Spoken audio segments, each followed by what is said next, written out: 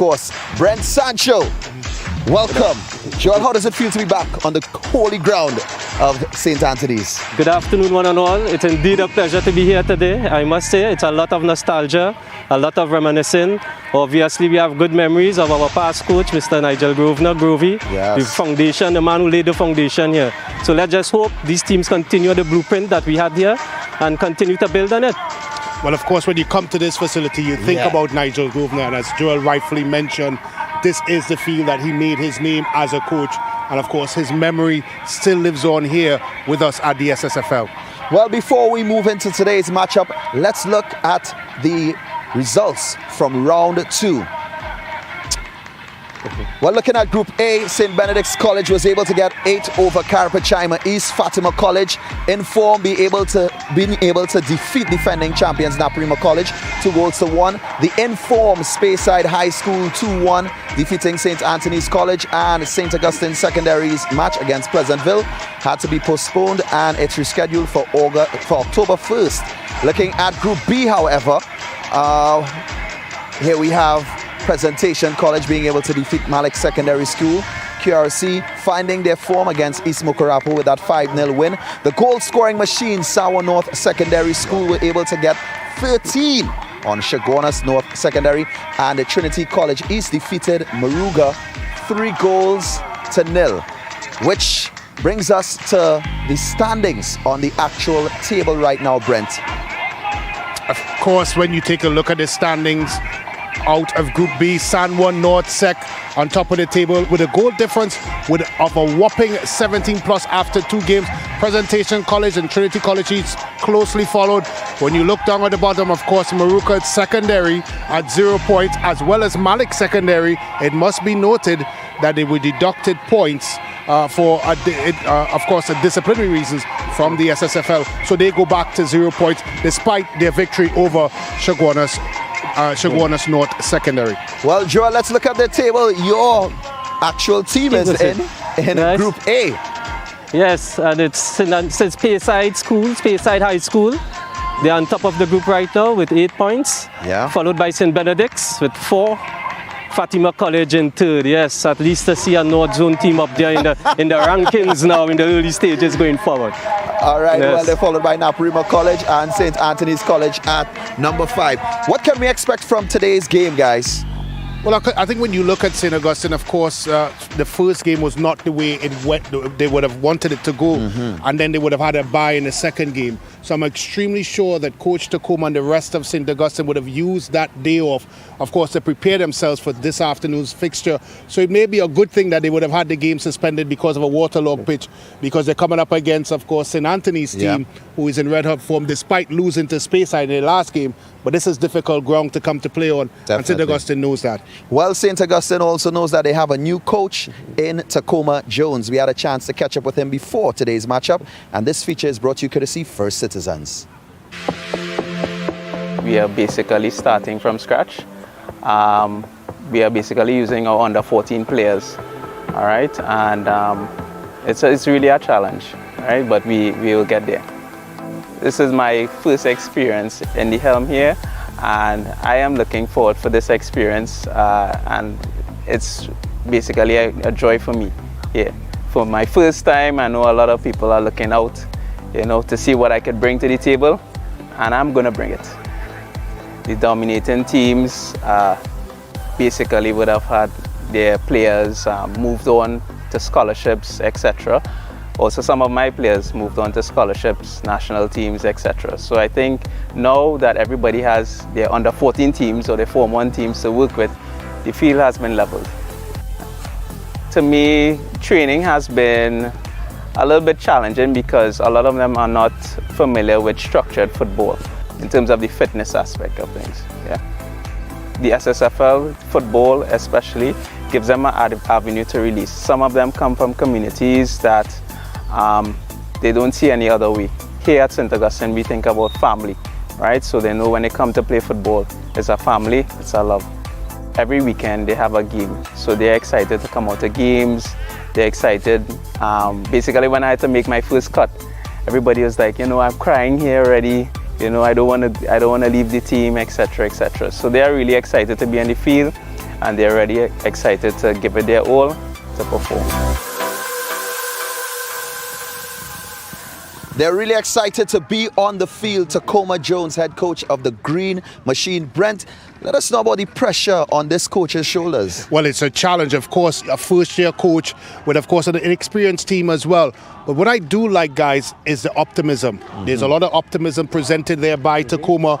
And more importantly, I think he's looking to use some of the positives that come out from the games to build upon. He's going to have a difficult season, but if he keeps that mindset, I think he'll be fine. Well, we'll see if he will be fine against St. Anthony's College. We spoke to their assistant coach, Coach Weeks, before the game today. And this feature, again, brought to you courtesy First Citizens. Other than the Pro League, this is the next highest level. And you need certain players. You have to have guys who know what they know how. You don't need all the best players, but you have to have all the team players. The last season, where we won the national title, the guys have an idea. Like the young guy named Miller, he's supposed to be the captain this year. He's a nice little prospect. And they have a winning attitude. They work, they drive players, helping with the coaches, because you can know the coach, you know. The other leaders. To the school and the young guys, they're enthusiastic about it. Some guys training and they know it's going to be hard for them to make the team, but they still come, so it's a pressure off the kids. You could see that in all sports, they just want to be a part of something. They're ready to go. Although we know technically they ain't ready yet, but they want to do the thing, and as a coach with experience, I'll give them the chance. We had to make mistakes. Let me see what's the mistakes. But just the youths to be happy to play some kind of sports, that's good. To me, this is our last line of good stock in football. From under 14 up, we have a good breed of players. The coach is still doing the thing. So to me, there's a big plus. So I glad it up and running. We can actually hear the St. Anthony's Tigers pre-game chants right now. We heard from assistant coach Weeks. Joel, your thoughts? Yes. Well, I must say, the good thing is we'll have some form of continuity, because Mr. Ronald Daniel, the head coach, is on St. Anthony's old boys. Mr. Weeks has been around with Mr. Groves now. So at the end of the day, we will see some form of continuity of the football, and hopefully we put passes together, string it together, and give a good performance. Well, there's no question about who you're supporting today. Well, we look forward to good performances, because when we come back around, it's kick-off time. But before we go any further, let's look at today's fixtures.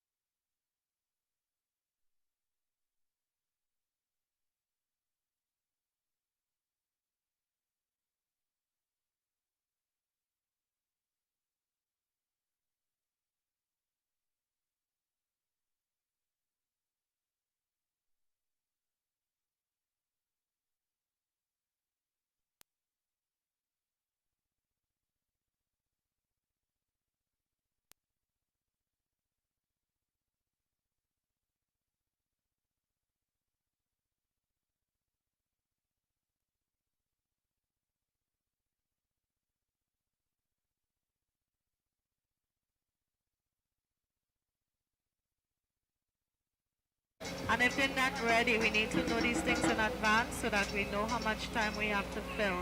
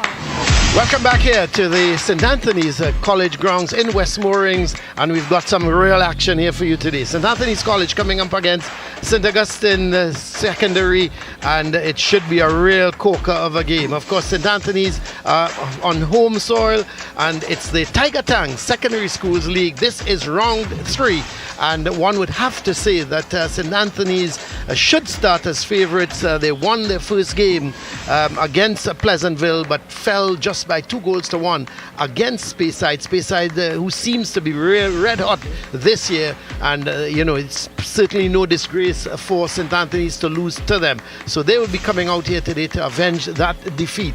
But the question mark, you have to say, is against St. Augustine. Having been defeated 9-1 by Naparima, we have to wait. The second round game was postponed, so we'll just have to wait and see how that will affect them. There's some of the teams warming up before kickoff, which slightly delayed. We're supposed to get underway at 3:30. The teams are in fact lining up to come out, so we should get started shortly. But there are some of the teams in their warm-up before the kickoff. A lot of preparation, warm-up by both teams, St. Anthony's and St. Augustine. Alongside me, of course, is Joel Gibbons and Brent Sancho. Joel, good afternoon to you, and of course, welcome to the broadcast. It's going to be an interesting game, but you have to say your old school, St. Anthony's, must start as favourites. Yes, Colin. Good afternoon, everyone out there, and have a good afternoon to wherever you are watching this game today. Yes, and I must say, Colin, I think so.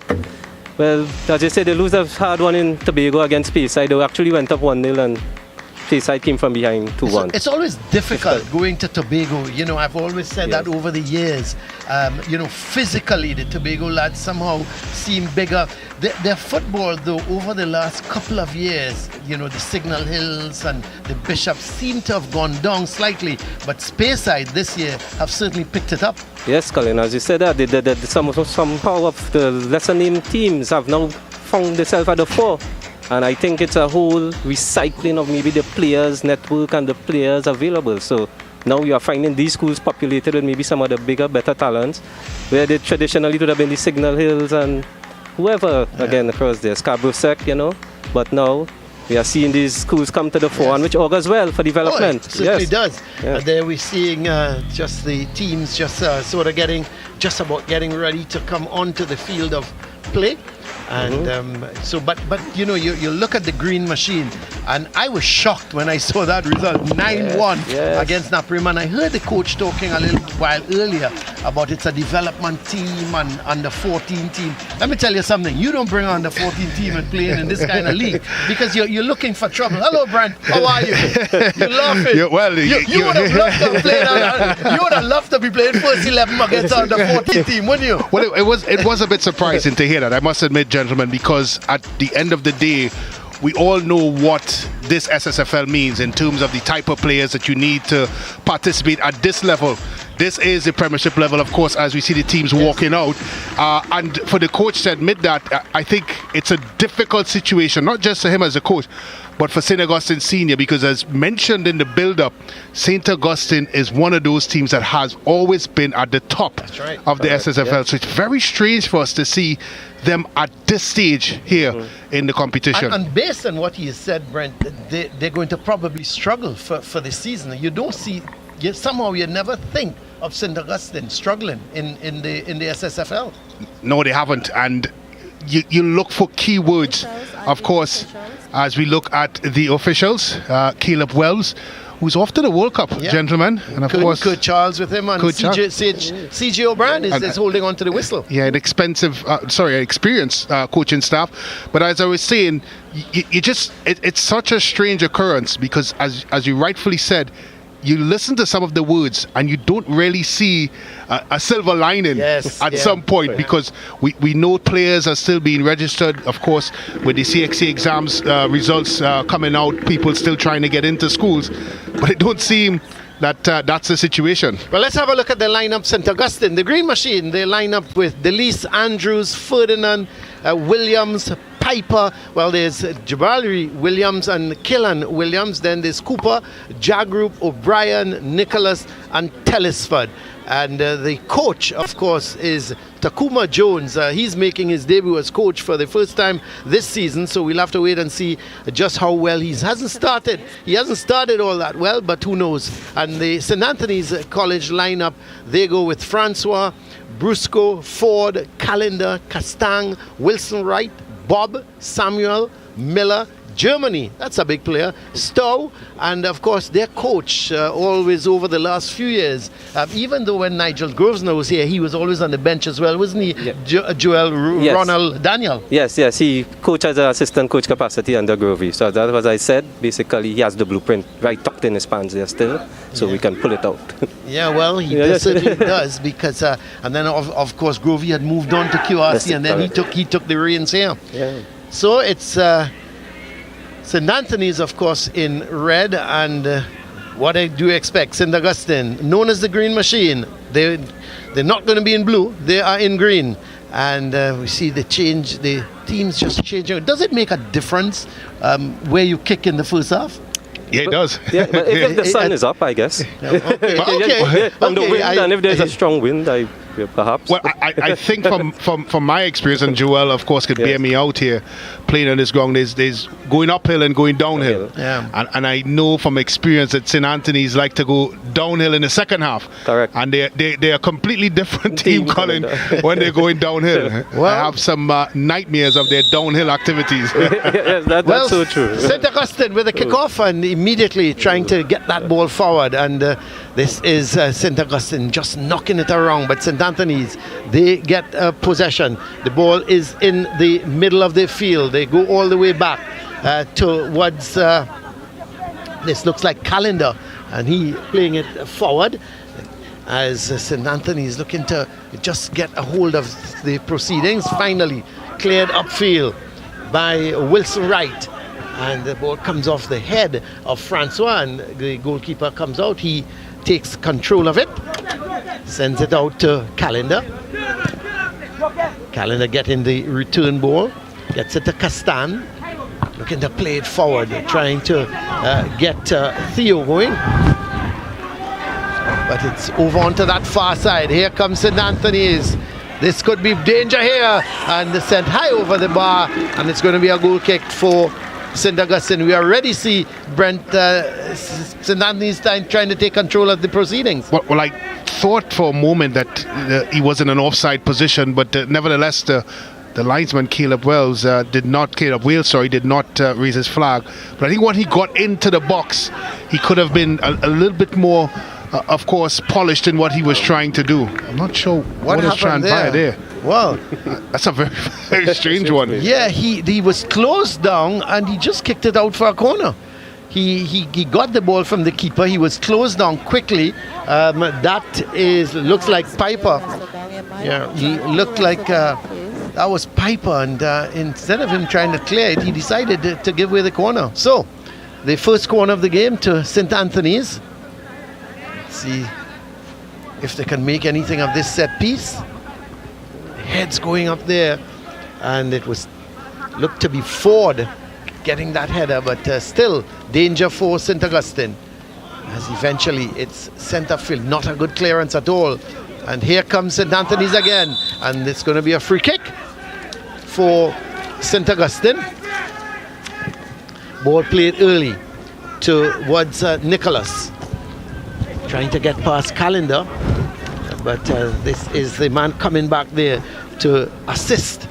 In fact, it's Theo, and he gets a goal kick for his team. So the goal kick quickly taken. Some of you guys are resting down your mic too hard and we could hear it. You need to gently rest it down, please. Right here. What? Nobody resting down the mic. So here comes St. Anthony's. Ball in the middle of the field as they're trying to get the better of St. Augustine. They're fighting for everything here. This is the man there sending that ball wide. That was Samuel. and he gets back possession. Oh, that's a bad ball. Going all the way back to Brusco. Is he going to go all the way back to his keeper? He does. Sends it all the way back. Oh.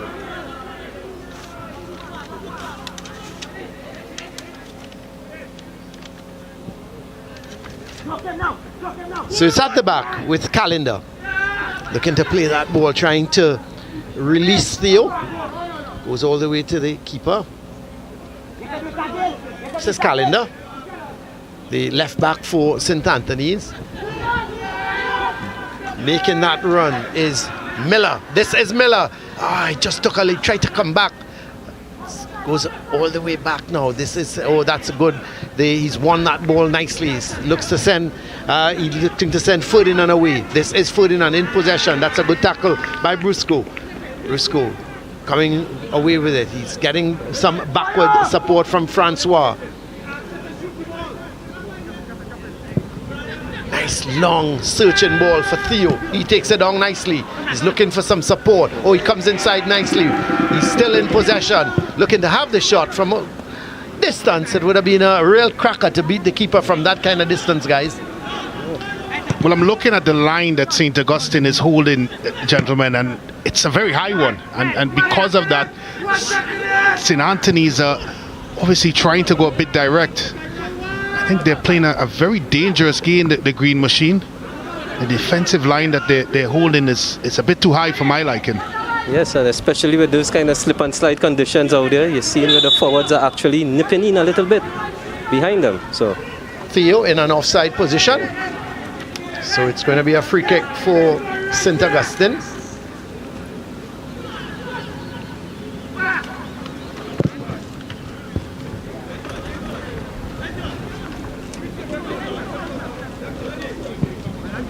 Trying to switch the play, but Calendar is going to get there first. This is Nicholas. Gets it back to O'Brien. Still O'Brien in possession. Gives it away, but it's good. They want to throw. So just about 5 minutes gone. No goals yet here at St. Anthony's ground.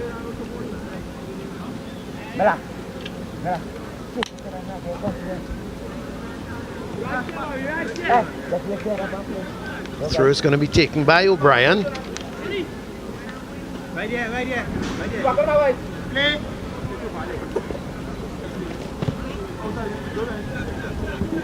Calendar searching, nice long ball, looking for Miller. He's under charge. Can't get the better of O'Brien, but if they give it away to Theo, sends that ball right across the field, looking for Ford. He takes it down nicely. This is St. Anthony's on the attack here. Nobody can get the shot away, and it in fact comes all the way back towards let's see, that is Castang, but he can't do very much with it. It's picked up in the middle of the field again. Balls now goes to Williams. This is Ford. Never got over it, guys. No pound control shot there. I mean, the ground is a bit uneven on that side, so he got the upward bounce while he pulled the trigger. So basically, that's what transpired there. But all in all, they are making some inroads coming down that right side, cutting in. So let's see, maybe a little more patience in the final third there, and we might have some success. Well, this is the Green Machine in control, passing it around nicely, but they give it away, and this is Miller. Can he get there? No, he's not getting there before Piper. Piper sends it clear. It's picked up there by Ford. Looks to come in field with it, sends it across, looking for Miller. Still, they have problems clearing this ball. Ball is going all the way back towards Castang. The shot comes, low shot, nearly took a deflection there, as that shot was low from Samuel. They give it away. This time, the ball played right across to the far side. Ford takes it down nicely. He's got a good touch, but he give it away to Williams. And they give it right back to St. Anthony's, as it's Francois to Brusco. He's got Ford wide on the right. This is Ford. Sends the ball in. That's a dangerous ball. No, that's a really important header by, is that Piper? No, it was Williams who was just heading that ball out. And it's going to be a corner. Miller was just set and waiting there, Brent and Joel. And a very important interception by Williams. Yeah, it's a good clearance there by Williams eventually. But it's been one-way traffic, gentlemen, so far.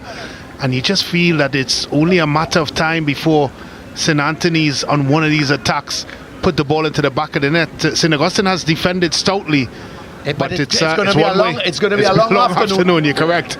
Yes, it's a constant pressure, downhill press. Well, it's going to be Ford with the corner. That's not a bad corner. Headed away. It's a good header. Yep, excellent header there by Telesford. As still Samuel in possession. Looking for Miller.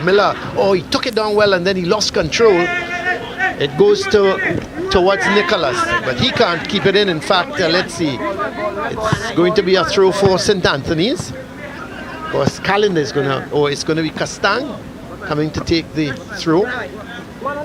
Gets it to Miller. Right across towards Williams. Can he control it? No, he gives it away. Ford takes possession. Sends that ball wide on the right. This is Bob going down that right side. Sends it to Miller. Still. Whoa. Well. Almost an own goal there. Yes, certainly. He was harassed by Miller. Yes. Let's maybe we can have a look at that again. But he nearly played it into his own net. I think it was Piper was the defender. Yeah, once the ball was played into the box, miskick there. I think he wondered. It was the skipper Andrews. If Andrews would have allowed it to sneak through. Yes. Again, St. Augustine survived. So just about 10 minutes have gone so far. No goals yet here at the St. Anthony's ground. It's St. Anthony's College against St. Augustine Secondary. And it's been all one-way traffic so far. And you just feel if St. Anthony's were to get that first goal, we'd see a few more. This ball is just in the middle there, sent right across, but it's won here by Castang. He's looking to go forward with it now. Sends that ball wide on the right, and in fact he's brought down. Referee calls Telesford over to have a word with him, and it's going to be a free kick for St. Anthony's. Well, despite it being one-way traffic, St. Anthony's have not had a real clear-cut opportunity. And a lot of that is down to the fact that St. Augustine have put in a lot of men behind the football. They have 8 or 9 green shirts behind the football each and every time. And you just wonder if St. Anthony's are going to, of course, counter that by trying to put more numbers ahead of the football to join into the attack. They've just been outnumbered when they get into that execution third. And that's been the survival. It's a good tackle, in the it's end. an excellent tackle. Yeah, Ford was making his way through. He looks a good player, very much left-footed, playing on the right side, but he's got good control with the left foot, and he tends to go with that right foot. As a matter of fact, with that left foot, I thought he would have been looking to take a shot there, but in the end, it was a good tackle. Yes, that was a timely tackle that came in there. And just what Brent was saying with the defense of the St. Augustine, they're holding out stoutly, under the constant pressure there, and so far so good, but I think they have to find an outlet and put this ball on the ground and see how best they can at least move it up the road or get it up the road as quick as possible, because time will tell. That's another one, went all the way through to the keeper. No Tiger could have got a touch onto it. Here's Cooper for St. Augustine, gets it back to O'Brien. He gets the return ball. Cooper sends that not a bad ball at all. This could be problems, but that's well defended in the end by Francois. But he's being harassed by Telesford. He's not giving up as Francois. I think he wins the throw. Does well in the end. But that was not a bad ball from Cooper, looking for Telesford. And the interception was by Francois. Yes, and in these conditions, the long hop, the bounce and slip off the pitch, forwards have to be alert. Handball? Is it? Nope. Yes, it's going to be a free kick for the Tigers. Being left to Calendar. It's got a nice left foot as well. Sends it towards Miller. Miller in control. He's got forward wide, but he decides to go on his own. He turns back here. He's gone. He's dribbled 1, 2. He's still in possession, trying to get it back towards Samuel, and it now goes to Ford. Very much left-footed. Looking for some support. He gets that backward support from Brusco. He goes further back towards Francois. This is Brusco to Ford. Can't control it. Williams clears. It's going to be a throw for St. Anthony's. And if there was, of course, an accusation level to St. Anthony's, would be that when they get to the business end of the field, they're just not crisp enough. They're just not decisive enough. And I think that's the difference as well. You have to be very decisive when you get in there. And the hesitation and the slow tempo in which they play with when they get into their final third has really been to their undoing. The other thing is, guys, what I'm looking at, sometimes they've got the opportunities to take some shots, and they're looking to pass. They're almost like trying to walk the ball into the goal. Correct, yes, that extra pass, to make it look short or precise, but at the end of the day, they snapshot. And especially in conditions like this. Correct. It's a nightmare for keepers if that ball bounces in front of them. But here's Calendar. Gets it to Castang. Gets it a good ball there as Bob goes forward with it. This could be problems here. This could be goal number 1. He hit it straight to the keeper. In fact, that was Wilson Wright making his way forward, and they hit it straight to the keeper, Wilson Wright. But St. Anthony's, they regain possession. Here they come again through Samuel. He was looking to play it wide on that right side, but you have to think that the number 8 player, Aaron Wilson Wright, should have scored. Here he goes. Yeah, he should have scored on this one. He did everything correct. A good surge and run from the middle of the park. And of course, the only thing that he didn't do right was place it past the goalkeeper. Too straight. This is Theo. Castang trying to get to that byline, but this is going to be good defending. Yes, he's holding him off. And that was good defending by O'Brien, and he's actually won a free kick out of it. So just about 15 minutes gone, and still it's goalless here, surprisingly, because St. Anthony's, they have dominated play thus far. Francois gets it to Ford. This is Brusco.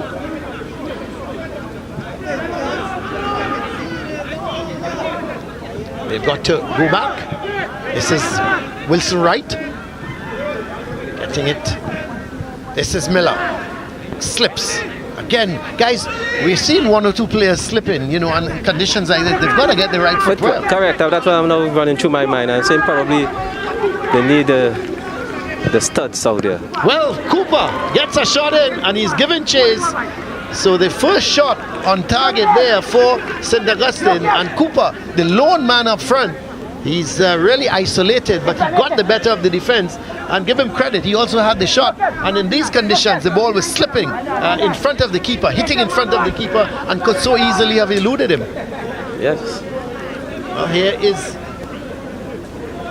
Brusco getting some support from Francois. Ball played by Bob. Back to Brusco. Francois. Searching ball, getting it to Theo. Theo taking on his man, going past O'Brien. This is Theo. This is really good defending by O'Brien. Yes. He never gave up. You thought for one moment that Theo would have got the better of him, but he never gave up, and he's played it out for a corner. I think you made the point, guys. The determination so far of the St. Augustine defense. Yes, that's the difference in the game right now. They're determined and they are being very stoic. So at the end of the day, once this resistance stays, it will be difficult as the game goes along, maybe for St. Anthony's to trickle in one. But let's see how it unfolds. This is Theo, sends that ball in, again cleared away. You just got a feeling though, guys, if St. Anthony's were to get one, the floodgates were very well open. But I don't want to be that harsh on St. Augustine, because they really have defended well. They've defended stoutly for 17 and a half minutes. Well, there's an appetite there, and the appetite from the St. Augustine rear guard, and inclusive of all the players in the green shirt, is not to allow St. Anthony's to have a shot, an easy pass. And of course, that determination, as you've mentioned, has kept them in this game so far. As you rightfully say, the question is, how long can they keep this up? This is Samuel. Oh, his ball is sent through to Miller, but he's in an offside position. The players will now see the flag going up. But wait, didn't that ball come off of a defender? I think it was a defender who played the ball through to Miller. Yes, we'll need to have a look at that again. Yeah, but it's a goal. The referee is actually showing the right referee way. spotted it. I don't think the assistant referee on the far side spotted it. Correct, yes. But Miller opens the scoring here in the 18th minute for St. Anthony's. As we take a look at it here, look at the touch here by this St. Augustine player. That's a correct call by the official. Yes, very good call. And of course, Caleb Wales defense. He's on the other side. Yeah, the right one. He couldn't see it. Yes. He couldn't see it. So it's an extremely good call by the official. Yeah, it came off of Telesford, the St. Augustine midfielder. As for some unknown reason, why was he trying to play it back there? You know, well, he toe-poked the ball. I think he was trying to win the football, but you're right. Yes. He probably would have been better served allowing him, the player, to go on with the football and then engage by another St. Augustine defender. Well, they've won a free kick, and that's not a bad effort. Oh, my word! Well, that so easily could have crept in.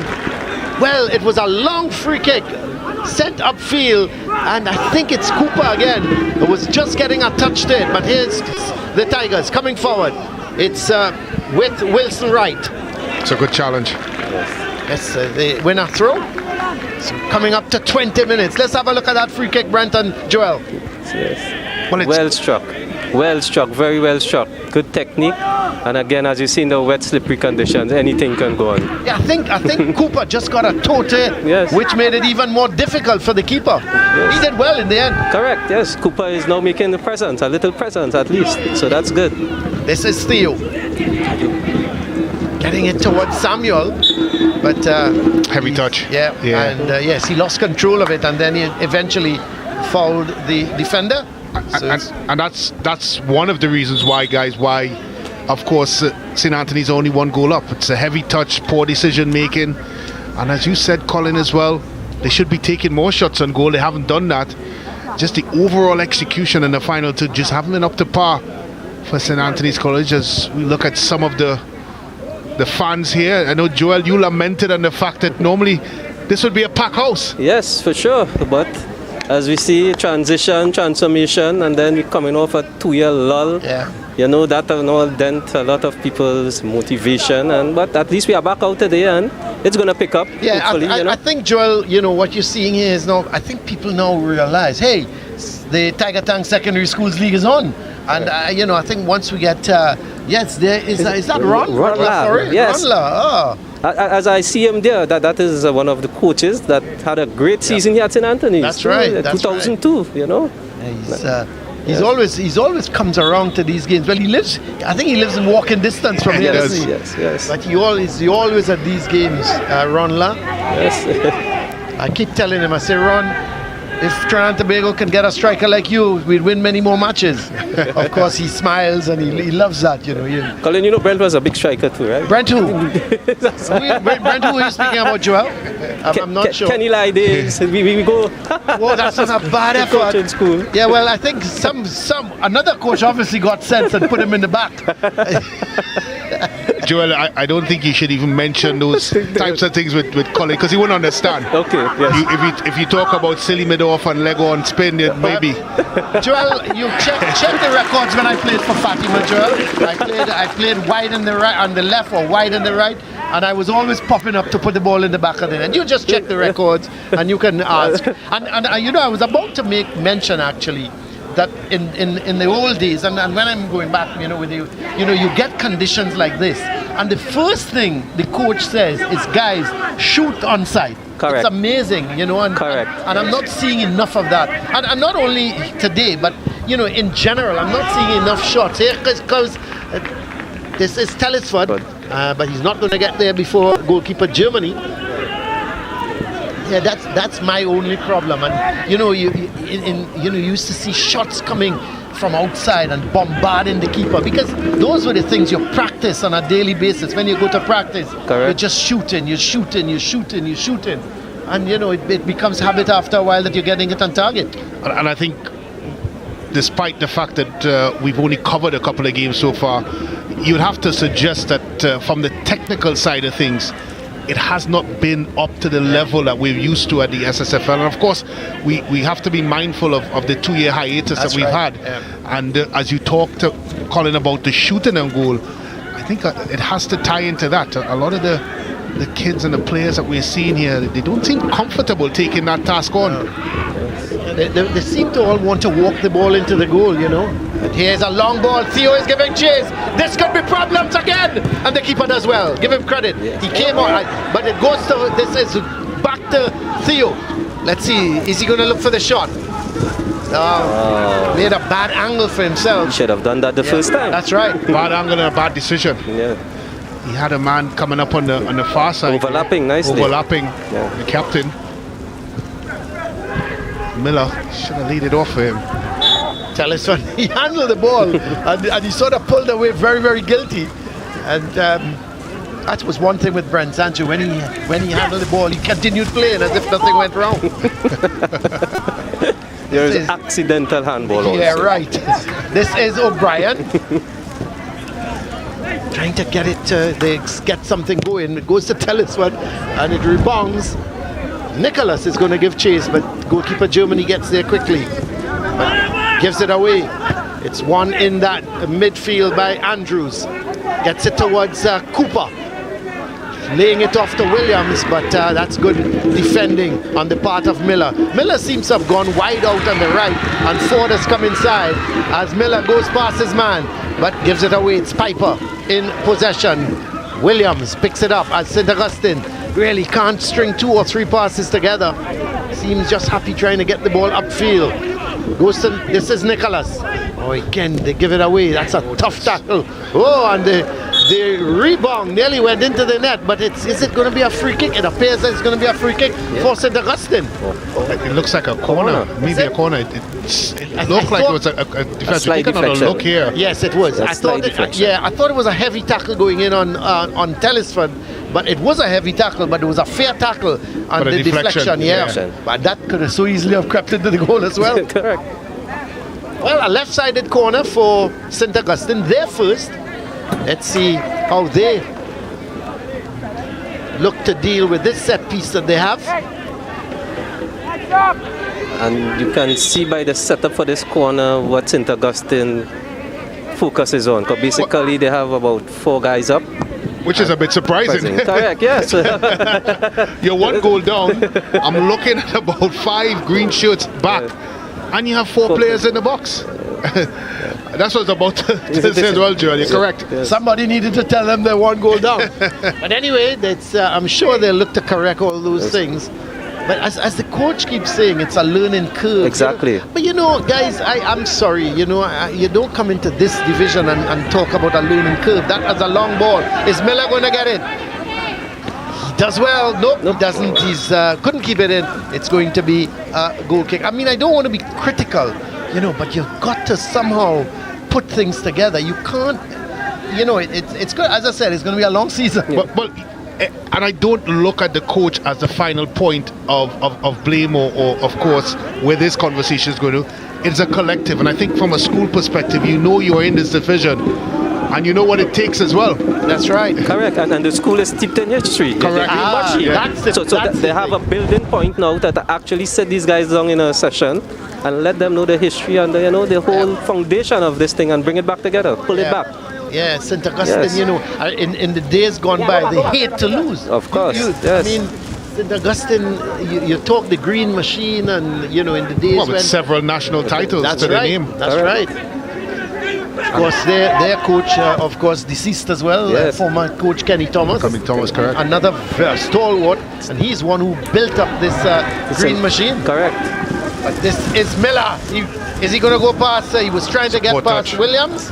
And I think it's going to be a corner. It, in fact, came off of Williams, Killan Williams, so it's going to be a right-sided corner for St. Anthony's. So the Tigers leading by 1-0. The goal scored by Joshua Miller. So this is the right-sided corner. That's a good corner. The heads go up and eventually it's cleared upfield by Tellisford. Gets it to Cooper. Cooper. He trying to play that man wide on the left. Not a bad idea, because there was Ferdinand going up on that left side, but it was intercepted by Francois. It's Castang. Bob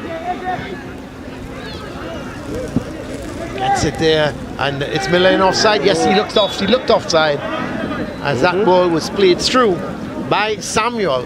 Miller was standing in an offside position, and it's going to be a free kick for St. Augustine. They still trail by that one goal scored by Joshua Miller.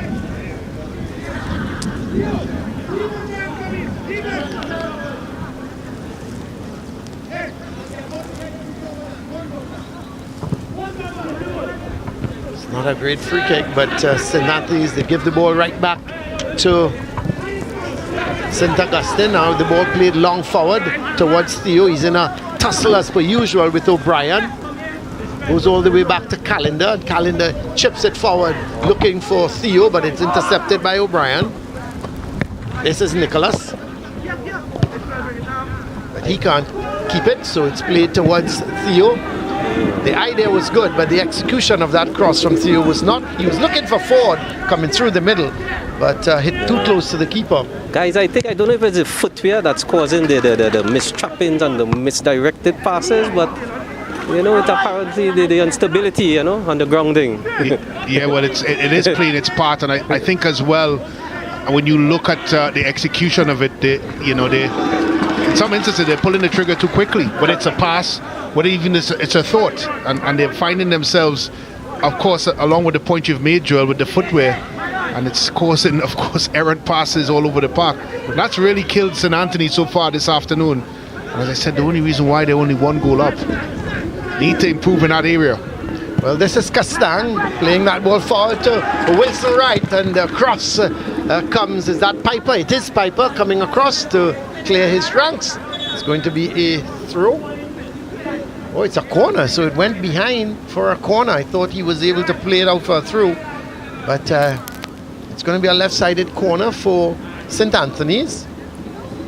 Who's going to take it? Nobody really hustling across to take this. Joel, in your day, you'd have been hustling across to take this corner, wouldn't you? Of course, I might have been in the box waiting. Oh, you're waiting? Yeah. Oh, okay. I hear you. Well, you'd have been hustling somebody to go and take the corner. Yes. No, I mean, I find that Wilson Wright was just taking his time, going for it, and it's too early for tactics and strategies like that. Put them under pressure. So, yes, correct. Well, here's Wilson Wright with the corner. That's a good one. That's a good one, but it's headed away. And then again, Brusco slipping just as he was about. That's not Brusco. Let's see. That is just trying to. That is Theo, who has gone over on that right side, and he slipped just as he was about to pull the trigger. Brian getting it to Nicholas. He does well to keep it in. No, he does not. It's going to be a throw for the Tigers. It's Castang with the throw. Gets it back to Calendar. Long ball, searching ball, looking for Miller. Doesn't take it down well, but he still has possession. But Williams is on his back. Literally, he was on his back as well, but he actually gets the free kick because it was a bit of pushing in the end by Miller. And so St. Augustine have a free kick. The Green Machine is the coach. Penny for his thoughts. I think he'll be happy so far. It's just one down. One down, and I think more importantly, the collective defensively has not been bad. Correct. Yeah, what I like, Brent, is the fight so far. You know, yes. they're really they're fighting. What they lack in quality, they're making up for determination. Yeah. The attitude's been spot on. Application terrific so far. And sometimes in football, as you guys would know, you don't have to have quality necessarily to win a football game. Correct. It's the intangible sometimes that's you're very correct. That takes you through. So ball sent forward as Brusco in possession. Goes all the way back to Calendar. St. Anthony's just playing with a back three. And this is Calendar. He's asking for some movement, but then he gives it away. Oh, what's happening there? It was Jag Group trying to clear it, but made a mess of it, and it's picked up by Castang. Sends that ball infield. Taken on the chest, the shot comes, not a good one. Was taken on the chest there by Bob. It just ran away from him, and in fact it got a little bit of a deflection, so he's won a corner. So this time it's going to be a run. Again, they're taking the time to go across to take the corner, and it seems to be Ford. It ties into the type of performance we've seen so far. It's lacked tempo, and that's why they've not been able to get past of course the numbers that the Green Machine have put up in front of them. Tempo is just too slow. Correct. Well, it's going to be Ford, Mordecai Ford with the corner, trying to get it swinging in. Again, the heads go up, goes to Wilson Wright. Is he looking for the shot? And in fact the shot now comes and goes just wide. He took the shot, it in fact went towards Theo.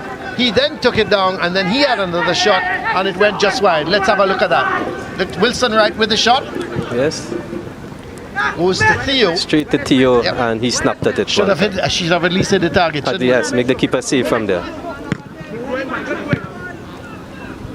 Well, Cooper is going to give chase. Calendar does well. Gets it down to Samuel. Plays it to Brusco. Miller. Oh, that's a good 1-2 with Bob. Away goes Miller. Ford is in the middle. And then wide is Theo. Here comes Theo. Is he going to put it away? Oh! He's in it high over the bar. My word.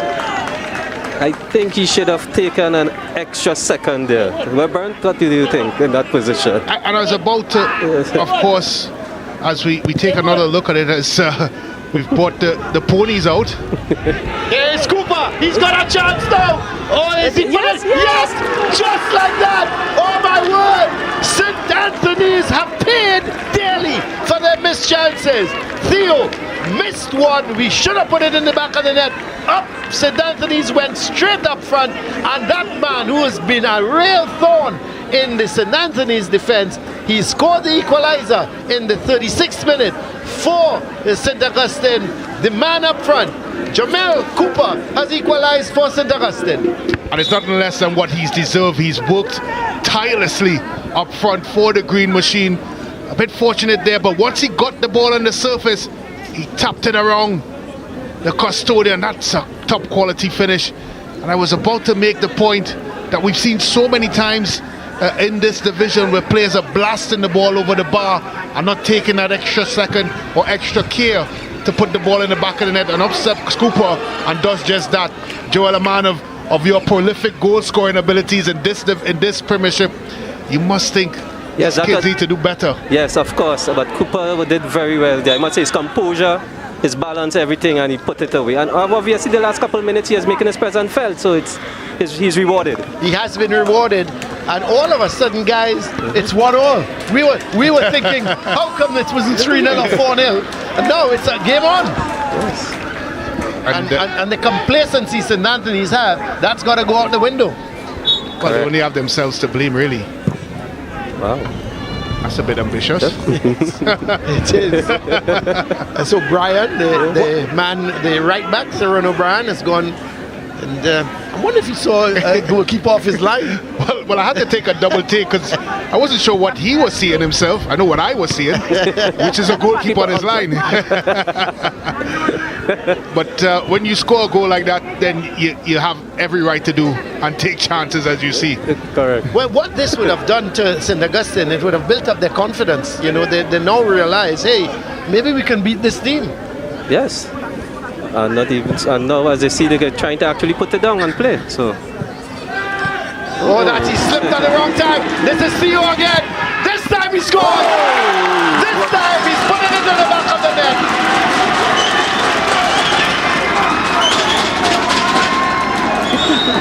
Commodore Theo, he's taking the chance in the 38th minute and has put St. Anthony's back 2-1 up. But you've got to feel for young O'Brien, Theron O'Brien. He slipped at the most inopportune moment. He was about to put in the tackle. Let's have a look, guys. Look at the slip here. Yes, He's just coming around. It's a bit of a slip, but that's the type of finish we've been talking about. Correct. Compose and, of course, taking your time to execute. I do think, of course, as we take a look at the slip, which has been one of the main reasons why he was able to escape, but maybe, guys, the goalkeeper could have done a little bit better there? Yes, I think so. He could have maybe punched, go with a more powerful fist, but as I said, at the end of the day, the forward finished nicely. What about the goalkeeper's position, guys? His actual position. It was a bit off. I thought wasn't he a little too much his first post, but I thought he could have been a bit more centered. And to add to it as well, he could have used his feet, meaning shuffle across the goal, and then, of course, bend down and pick it up. But he decided to where he was standing to dive from there. And as you know, you would never get to the ball that way. Well, that's a good interception by Castang as that ball was going towards Isaiah Nicholas. And the Green Machine trailing by 2-1. They've won a throw-in. Ball goes towards Nicholas. He's turning nicely with it. Gets it towards Tellisford, but he can't hold on to it. It's with O'Brien.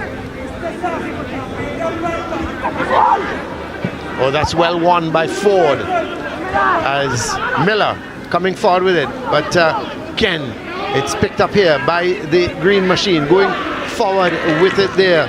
It looked to be Andrews. And ball set downfield looking for Ford. It's cleared away by Williams. A throw in for St. Anthony's. Just about coming up to 5.5 minutes for the end of the first half. There is the coach of St. Augustine.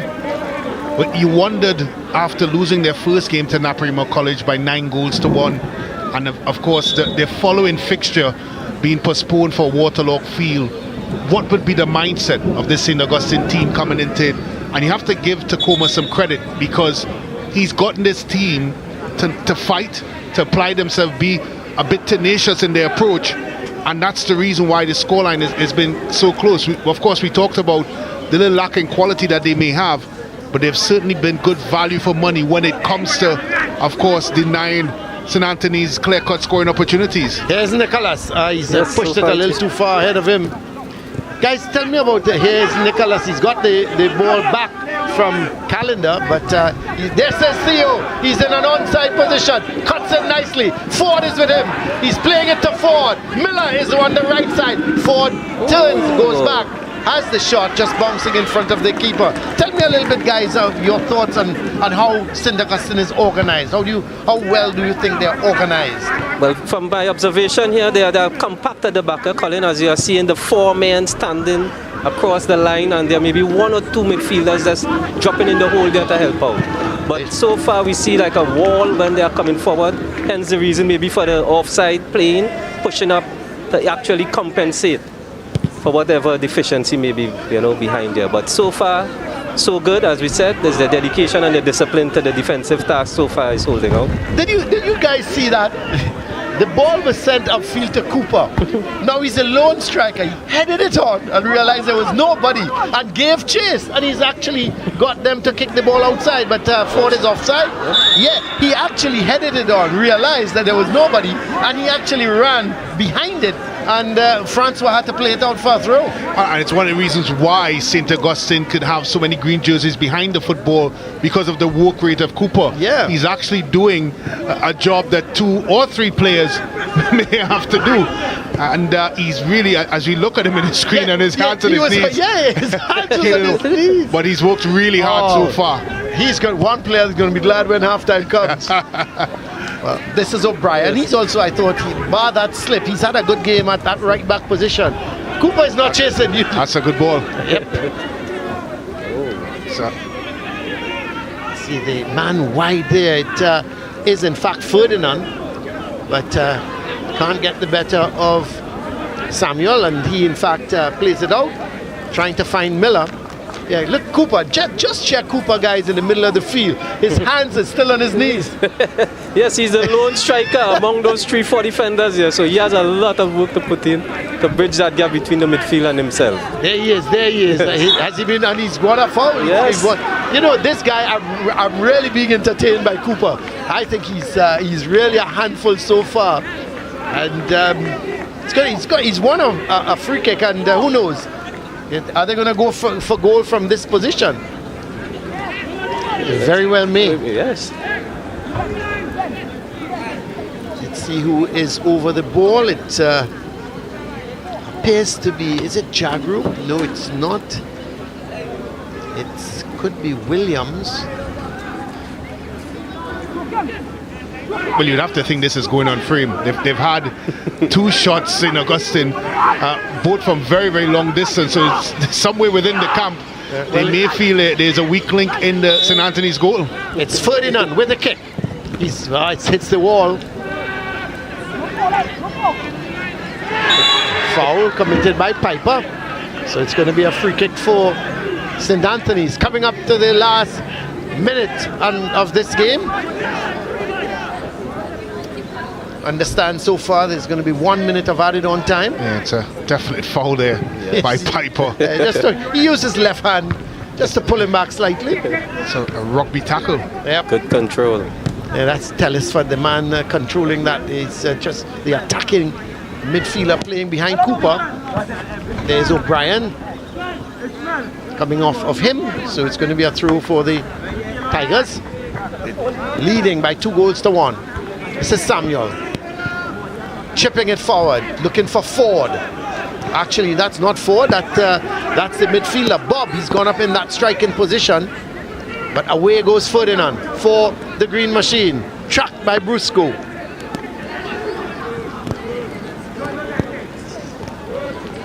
Very well have a shower coming down because some of the spectators on the far side. By Cooper. Yeah, this is Nicholas. He couldn't control it. Away comes Castang. Sends that ball for Theo. Still Theo in possession. That's a good tackle in the end from Piper. Good, well timed.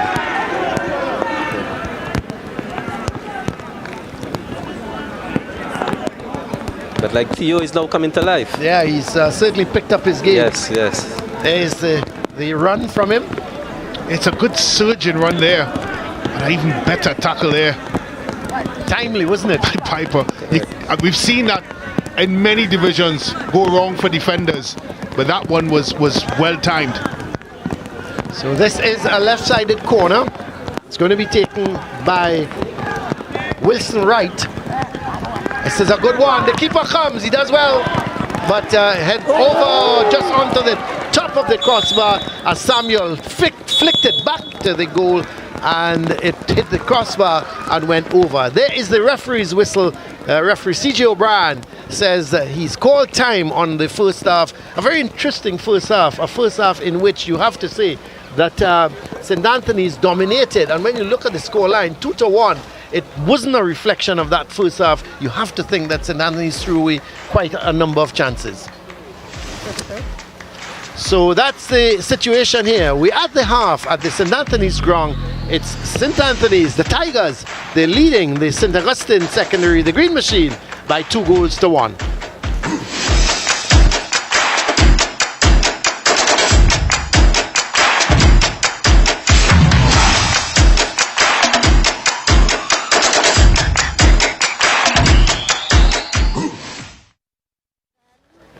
Hans will have 2 interviews. Then we will run Joshua Miller playback. Then Hans comes back on camera with Brent to have a brief discussion on first half so far. What do they need to do for second half? Come to break and then send it back up to commentary after the break. So Brent, you should be making your way down.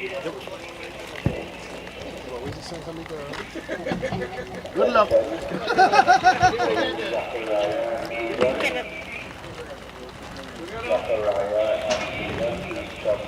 Coming back with his short number. Somebody, umbrella for Sancho. Minute and a half.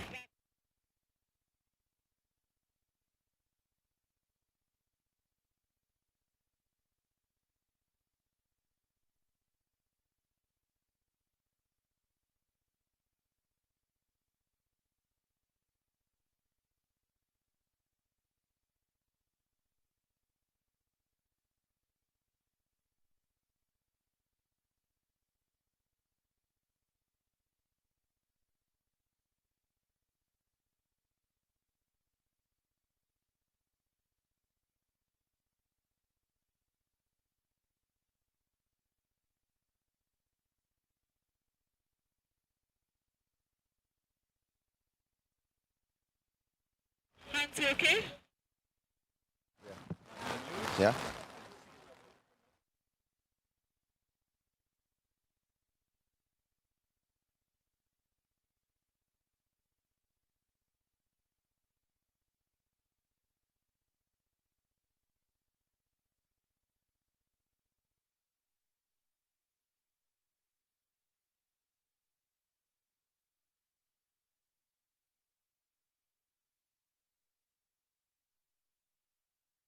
These guys are going to get wet.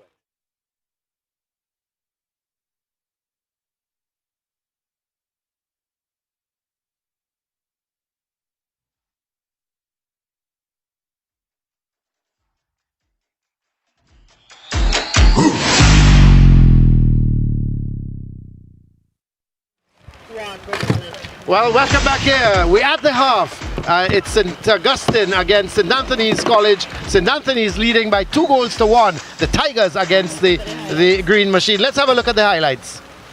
So St. Anthony started the better. The shot coming there from Wright, Wilson Wright. And it was a sign of things to come. This was Ford sending that ball forward. And in fact, he was looking to get that response from Miller, and it was actually put out of play for a corner.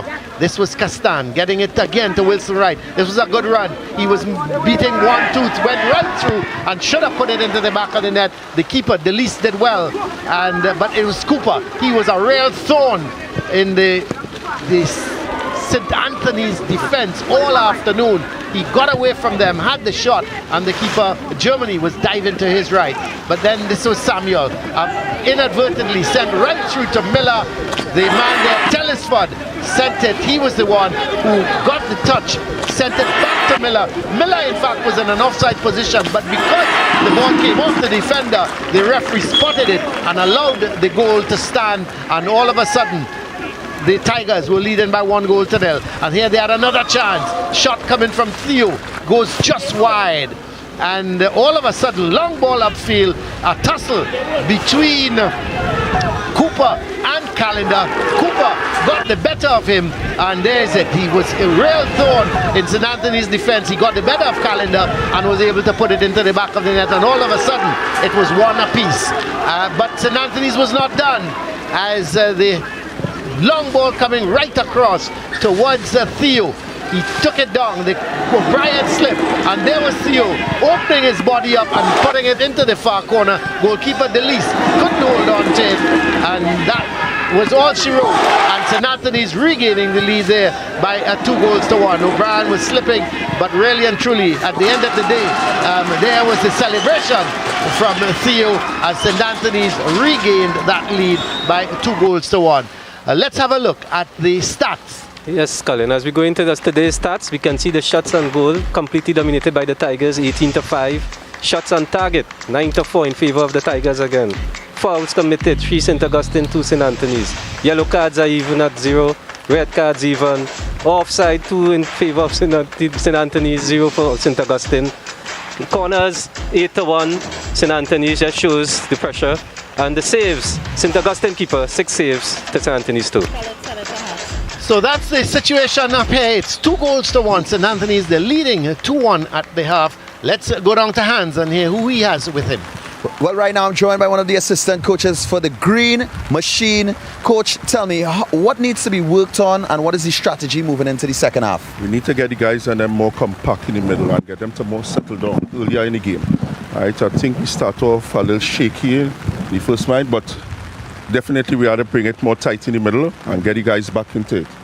All right, well, definitely the team needs the points, so we look forward to the second half action. Here with St. Anthony's assistant coach, I'm taking a little wetting in between. Coach Battle, what are the lessons from the first half and how do we strategize and move into the next half as the Tigers? What do you all plan to do? Well, the thing about it, I want to say that the team that is on the field right now, just like every one of the probably the teams in the competition, coming out of a pandemic, the name St. Anthony's is bigger than the players right now. Right. Wow. And I know the public willing to see when you hear St. Anthony's versus anybody is St. Anthony's. But these guys have to learn to play ball in transition positional play, team formation, and I think we're not doing too bad. But as I say, you could call it a work in progress. Well, thank you very much, Coach. One of your players that's definitely not doing too bad. Your captain who was able to score in the first half, Joshua Miller. Let's take a look at him, courtesy First Citizens.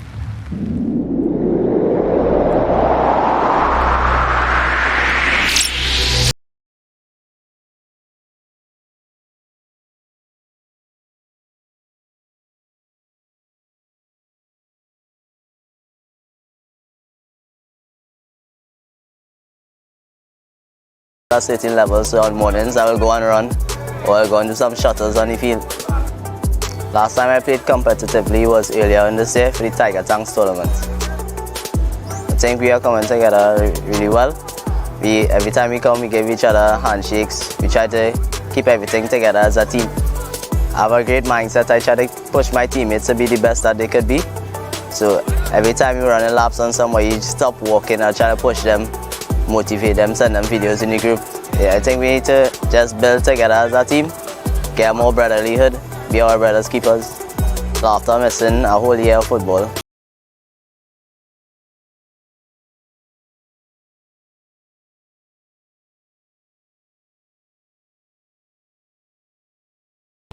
Joshua Miller just taking a look at St. Anthony's College Tigers captain. Brent Sancho joins me on the field now. Brent, St. Augustine's assistant coach spoke a lot about improving the middle, tighter football. What do you think are the keys to actually the team that will win this game? I think from a St. Augustine perspective, they have done quite well in terms of the way they have applied themselves. We talked about, of course, a heavy defeat against Naparima College in the first fixture. That has been fixed. They have been very compact defensively. He's correct moving forward into the middle phase where I think they need to be a little bit more organized. And I think that's where he was lamenting on as it results, talks about the changes that they made. The boy up front, Cooper, has worked very, very hard. Right. If he can continue with the industry that he's shown so far, he will give St. Augustine a chance to get back in this game. Well, let's talk a little bit about St. Anthony's College. I mean, Joshua Miller, the captain, doing yeoman service, as well as Anthony Samuel as well. Yeah, they've done very well. I think where they've let themselves down is in the execution in the final third. I think their decision making has not been up to scratch. Certainly where they should be shooting footballs, passing a bit more precise, or even thinking wise. It has been a little bit off for St. Anthony today, and it's the reason why the score is only 2-1, despite, of course, the advantage that they've had in the possession department. Well, we'll see what happens in the second half when we come back around. It's the Tiger Tanks Secondary Schools Football League Premiership. We'll be right back.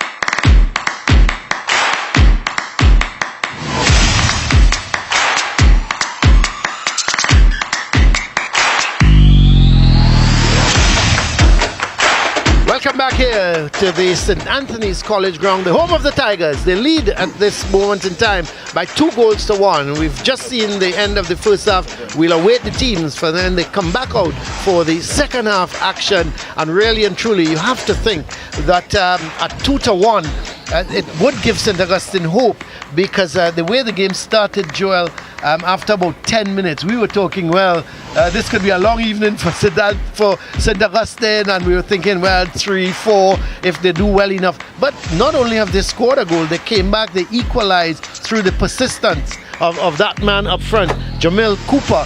And they've really held their own. And second half, we could really see. What? Let me ask you, what do you expect to see in the second half? Colin, as Brent alluded to earlier, kicking down in this field is an important thing also. So now St. Augustine coming down there with that little momentum, you are seeing how Cooper is a handful. He is shaking them off and he's getting around behind them.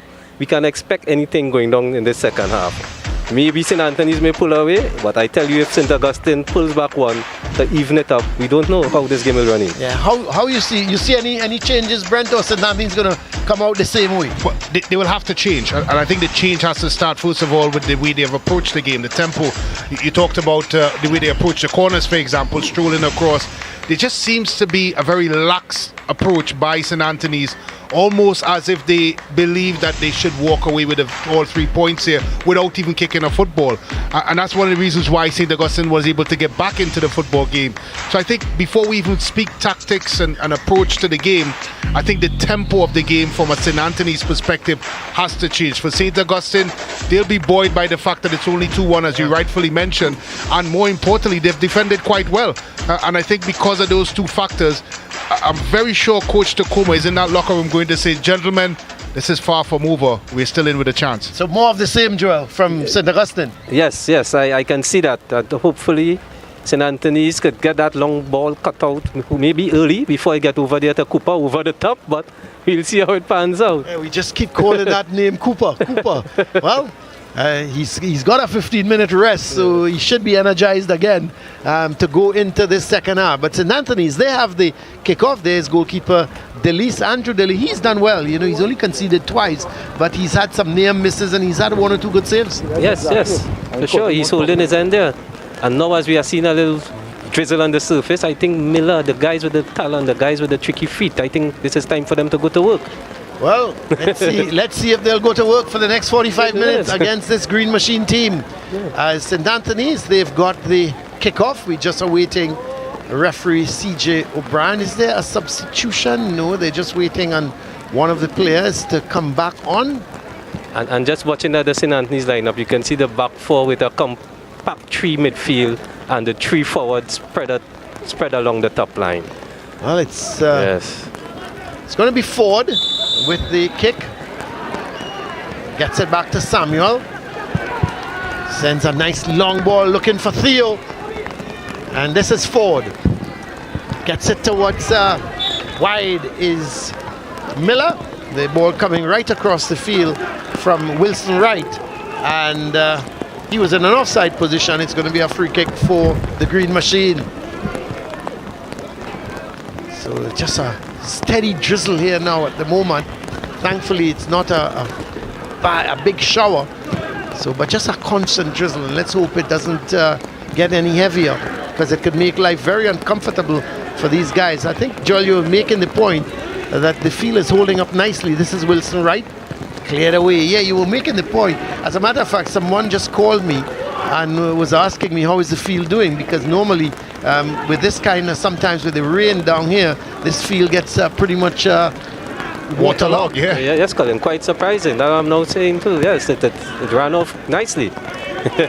Well, it's a free kick for St. Augustine. There was Nicholas being brought down. So the free kick is going to be taken by O'Brien. Looking for Nicholas. Oh, he gets it better of his man. Sends it an early cross. And in fact, it's now cleared away by Francois. And away goes Ford. But this is good defending by O'Brien. Is he fouled? Oh, he turns nicely with it. That's good football. Yeah, gets it to Nicholson. He's going to give it away. No, it's we picked up in the middle by Tellisford, and he's fouled. So it's going to be a free kick for St. Augustine. And you can see St. Augustine maybe getting a little more comfortable now, as you see they are trying to string some passes and move forward. So, as I said, this game could be wide open. Yeah, it's they're going to be a competitive team throughout the season. They're going to get some experience. They're going to learn as they go along. And this man, Cooper, plays the ball to Tellisford. Oh, that's a good tackle in the end. An excellent tackle coming from Francois. But that was a nice bit of football again. Playing it to Cooper. He played it towards Tellisford. And in timely interception by Francois. Yes, as you can see, good maneuver, good dribble, pass in one, the 1-2 off the defender, and he tried to go at it one time. And he hesitated, didn't he? Yes. Tell us what, he hesitated. I think if he allowed his natural stride into the football, he would have slotted it to the back of the net. That slight hesitation, of course, allowed the defender to get back to make a tackle. So they've started the second half really well, St. Augustine. They've got a left-sided corner. Looks to be Ferdinand who's taking it. No, it's not Ferdinand. It's O'Brien, the right back. So he's coming right across on this left side to take the corner. Sends it over to the far post and it's headed out. So it's going to be another corner. This time it's going to be a right-sided corner. And Nicholson is going out to take it with his right foot. Goalkeeper Germany just asking to making sure that all the St. Augustine players are marked off.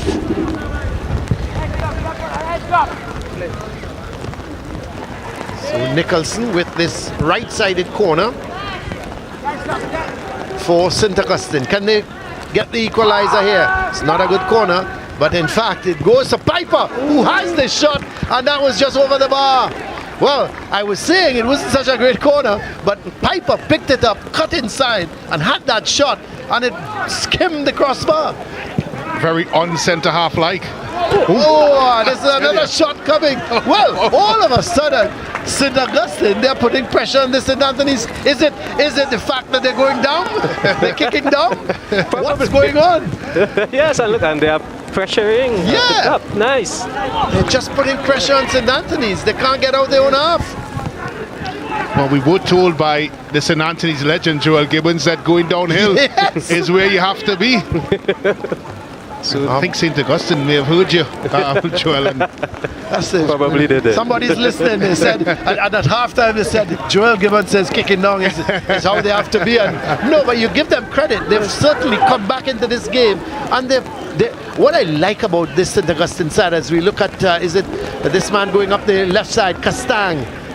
And O'Brien clears it downfield. Does it go out of play? Yes, it does. It's going to be. What I like about them is their determination, their fight. They just got this lovely fighting spirit that every one of them on that field, they're fighting for the ball. They're even fighting when it's a lost cause, like Cooper. Yes. I like Cooper actually. He's he's one of my favorite players for the afternoon. Ball is going, he's got a 10% chance to win the ball against the goalie, and he's running at 100 miles per hour trying to get it. This ball is picked up there in the middle, but sent across to Ford. Eventually it's O'Brien who sends it downfield, but Castang playing it towards Wilson Wright. O'Brien does well, sends it back downfield, but it's picked up by Castang. Looking for some backward support in Calendar. Gets it to Francois. He's got a good right foot on him. But this time he just plays it short to Wilson Wright. They go back to Calendar. Chips that ball for Theo, making the run, going up that left side. Gets to the byline, squares it back, but it goes towards Bob. But he can't control it. Does well to win it back. and eventually Piper has to come away with it. Still Piper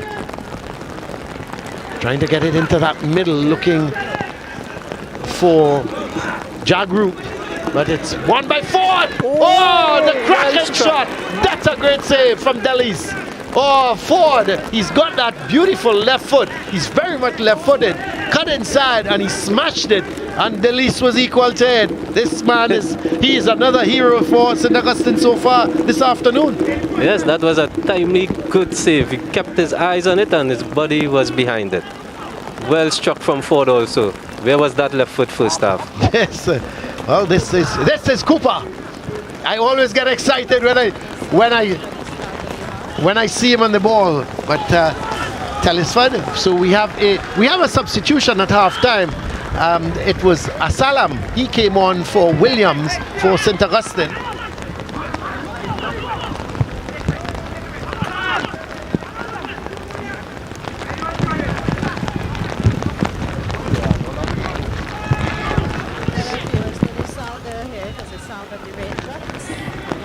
The sound of the raindrops that our viewers are hearing at this point in time. But here goes Ford.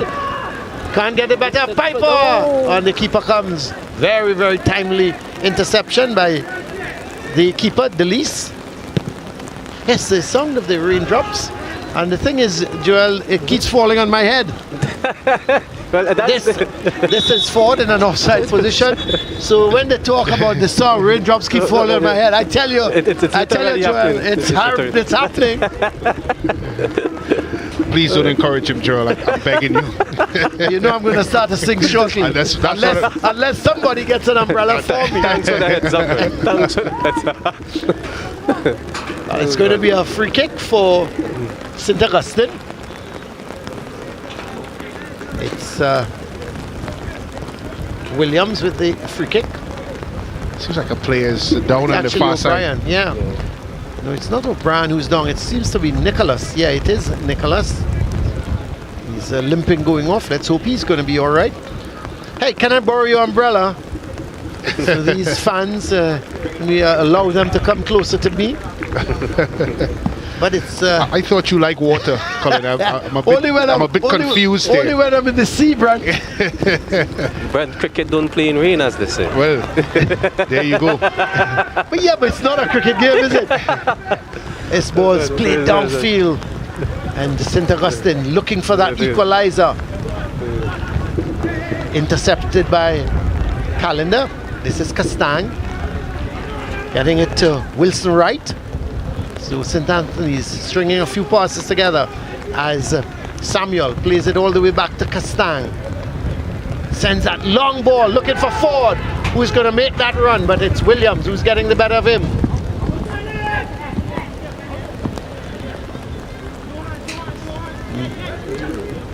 There was a tussle between the man who came on as a substitute, Asalam, and Miller.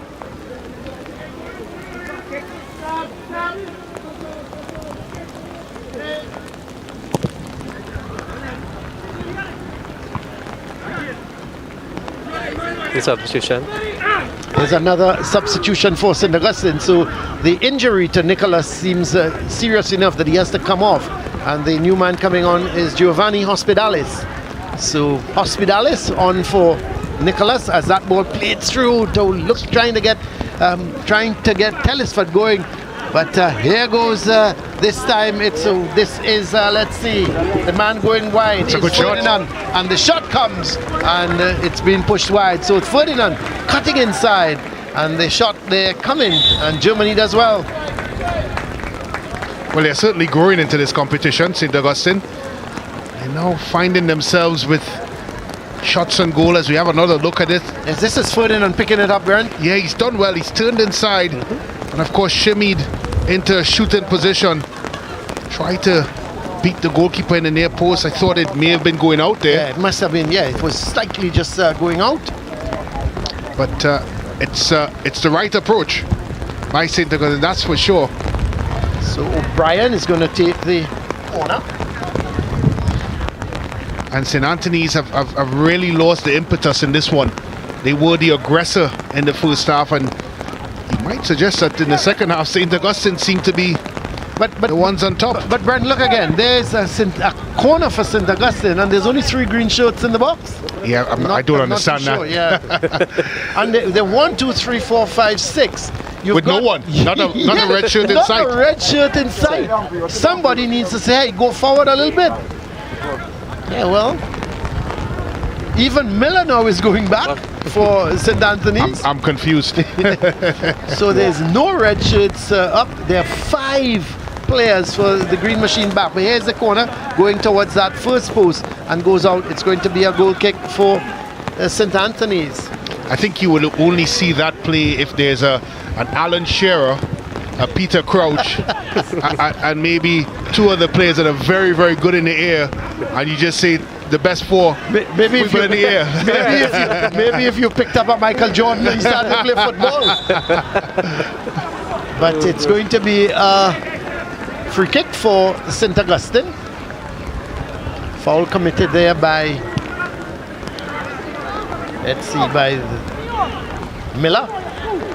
So it's free kick. And by applying a little pressure further up the field has really helped St. Augustine here a lot. You can see that's why they are getting these little turnovers and these better looking opportunities higher up the field. So I guess they came out with that intention coming into the second half. Yeah.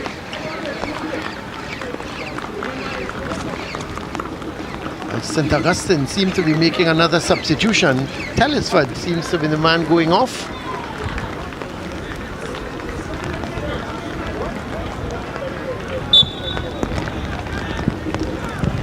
But here is the free kick. Way over the bar.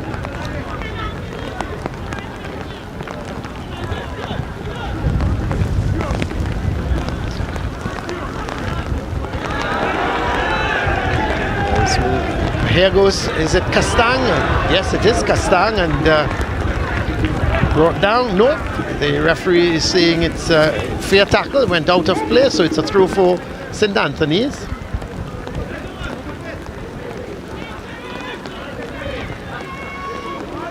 Well, they've tried that ball a couple times now in this second half, and it hasn't worked.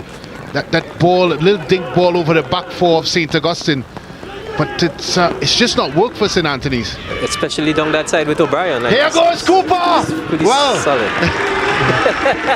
You see how excited I get, Joel? Yes. Because he chases everything, and give Germany credit. He came out very timely interception. Correct. And he was able to play it out. Yes. But as you said, Cooper he's is running everything, yes. So St. Augustine in possession at the back. So there is the substitution. Fuentes coming on for Telesford, the number 7, as Ford just trying to get possession, but it's played out wide towards Asalam, and Ford trying to go through the middle. Piper is there, and also Williams. He's a willing runner forward, but he's just never going to outpace the St. Augustine back 4, and it goes back to the fact that they keep trying to play that ball over the top. It's not working. Here comes the commentator's curse. Yes, this is Theo. This is a Theo. That's it, Theo. Theo has done it once again for St. Anthony's. The long ball came. Again, it was a difficult ball for the defender because it was dropping in front of him and he couldn't control it. And it went to Theo, who was challenging for it. He picked it up, went past the defender, and then had the easy chance to slot it away from goalkeeper Delis. So St. Anthony's, they now go 3-1 up in the 60th minute. Let's have a look. Very difficult ball, guys, for the defender. Yeah, he should have dealt with it early. Spicer has to come and meet it and clear his lines. Of course, he allowed it to bounce, which gave Theo the chance to get in behind him. You'd have to chalk that down into an individual error, and not so much the quality of the pass. It's unfortunate because St. Augustine seemingly was getting back into it. A good finish there. Yeah, excellent finish again by him, by Theo. But you had to think that a little bit of inexperience on the part of Piper, because that ball was bouncing, and maybe he should. Here's forward with a shot, and goalkeeper Delis is equal to it, just pushes it out for a corner. Yeah, a little bit of inexperience that he should have maybe headed it. Yes. But well, you have to meet it defensively. As a defender, you don't allow the ball to bounce. That's one of the cardinal sins as a defender, and he really should have gotten out there and clear his lines, but instead allowed it to bounce, and of course the rest is history. Not such a great corner as St. Anthony's, however, they regain possession, and it's Wilson Wright plays that ball infield. This is Ford, turns nicely with it. Looks to get it towards Theo. This could be number 4, no. In a tussle with O'Brien, who does well. Clears it upfield. And this is the man who has come on as a substitute, is it? In a rare tussle, I think both men were pushing at the time, and he's given the free kick to St. Augustine. Yes, so there's a keen battle there. Yes, Ferdinand. Ferdinand gets the free kick. Yeah, I think he was being pushed by Brusco, and he just pushed him back. Well, I guess one was pushed and one was pushed more, and the one that was pushed less got the free kick. So this is Piper. They need a goal, St. Augustine, to get back into it. That's right. Piper. That's poor. Well, yeah. That's really poor. I don't know what it's the second time. He didn't go for power, did he? Just maybe a little placement or something like that. Well, it's the second time there was a free kick in and around the halfway line that went ballooning over the bar, and then on this occasion, just not sure what he was trying to do. And when your team is trailing the way that St. Augustine is currently, you just don't need those sorts of attempts. It could deflate you as a player. Well, this is Calendar going all the way back to goalkeeper Germany. Plays it back to Calendar. Ball rebounds off of Castang, and away goes Theo. It's been a night. You know, the thing is, he's in a real tussle all afternoon with O'Brien, and he's still been able to score 2 goals. But I think O'Brien has done well. O'Brien has defended very well, and it's really unfortunate that when you look back, the coach will say, well, the 2 goals came from your side, and I thought he's had such a good game. Yeah, he has had a good game. Yes, just unfortunate. Yeah, he's matched him for pace, and of course positionally he's been good. But I think the third goal in particular was a mistake by Piper. Yeah.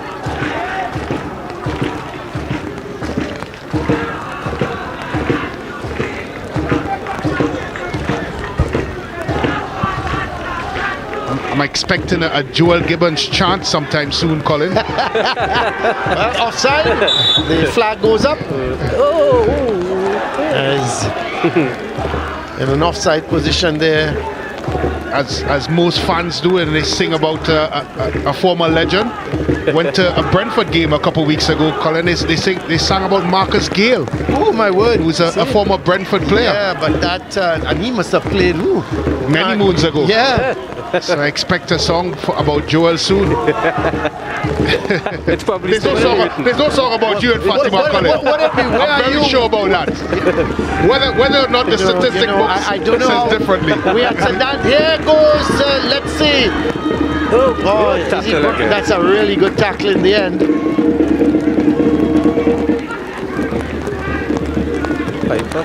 Yeah, the real tackle, good tackle. Was that Theo who was, was Theo who was trying to go through the middle. Normally he comes wide on that left, but he was trying to go through the middle. And it's Cooper, still Cooper. He turns with it, looking for some support. Does well, gets it to Ferdinand. It's good skill. Still Ferdinand. He slips though, and cleared away by Brusco, but it's picked up by Williams. Good idea, playing that ball wide on the right, but couldn't control it. And away it goes to Theo. Looking to take on his man, but too many. Yes, it's a foul by Piper. No, it's not, says the referee. Says play out. Yeah.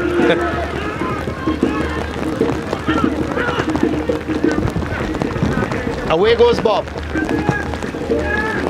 Well, that's intended cross that really came off the outside of the boot.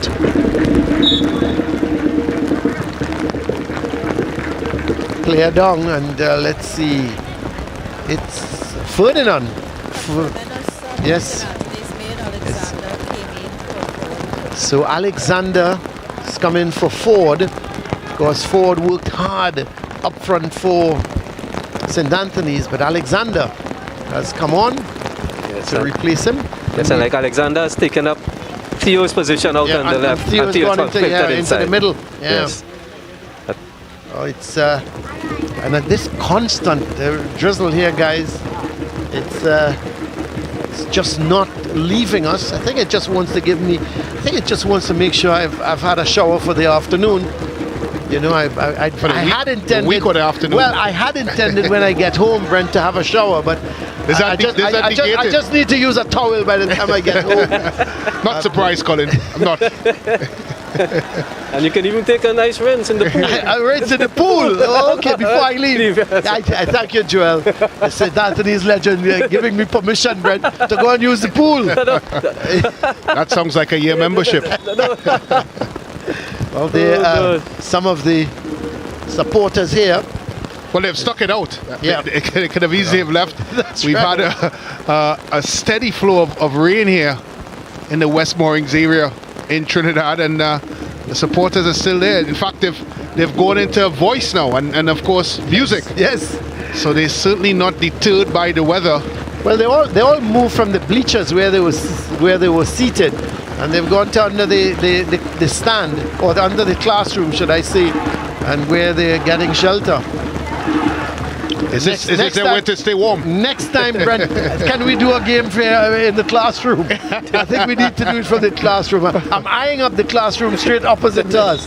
Not sure. Joel, is that the Form 5 block, or where is that? Well, it's directly across from us here. That's the chapel. So I don't. Oh, that's the chapel? Well, yes. I think Brent has to go there. We will go there. Brent will definitely have to go there. Joel?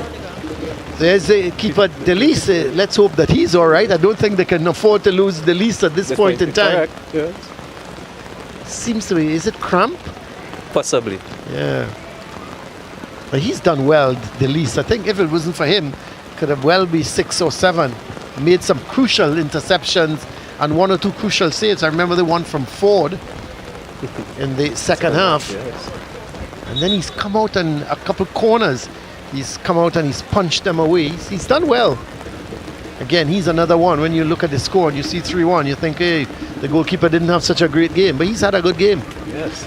Well, I'm looking at the goalkeeper and how quickly he got to his feet after that world-famous push the boot down treatment that is applied to every single cramping situation. Yes. Well, here is the ball played out to O'Brien.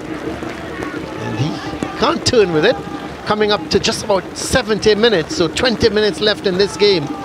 And St. Anthony's leading by 3-1 as St. Augustine, who started the second half. It was 2-1 at the half, and they started the second half much better than they did, and then they conceded what was a really soft goal.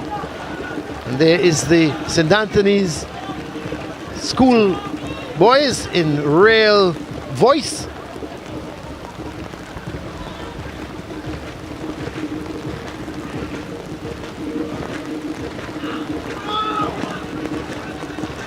Is Cooper looking to go down the left side. He has one thing on his mind every time, doesn't he? He wants to get as close as possible to the goal to have a strike. That's his mission, that's his aim, and that's what he's programmed to do. As we take another look, correct. He has pace and strength. Yes. It's just his body around. He had to go the long way around the defender, and that's really what his problem was there.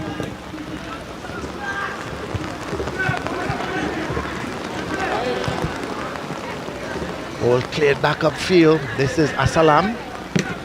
Ooh, that's a tough tackle coming in from Miller. There goes Cooper. Did you see it again? Headed it on and chased after it. Oh, I think some of the guys in the English Premier Division should learn from that, Brent. They just head it on and stand up.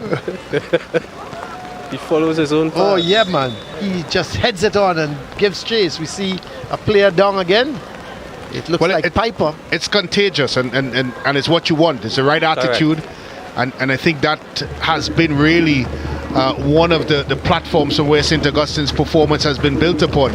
People like Cooper, who's chasing those causes, who's giving effort and giving full accountability of himself.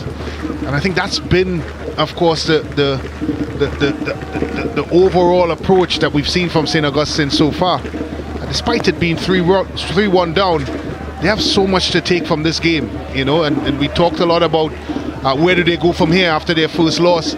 But I think what we've seen here this afternoon, I think the coach Tacoma would be quite impressed and quite happy.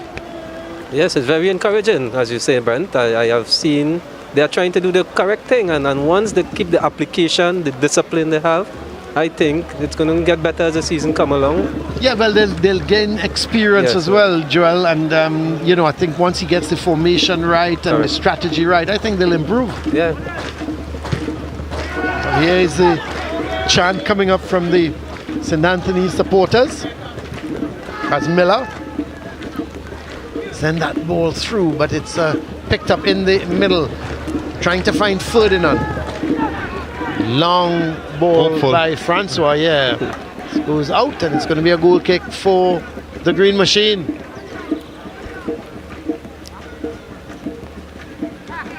Tell you, it must be hurting a lot of the old boys of St. Augustine to see them going down by 9-1 and now 3-1 down, again, especially against the Tigers. Some fierce duels over the years. Yes, heavy rivalry. Even from an old Jerry Nixon days. That's right.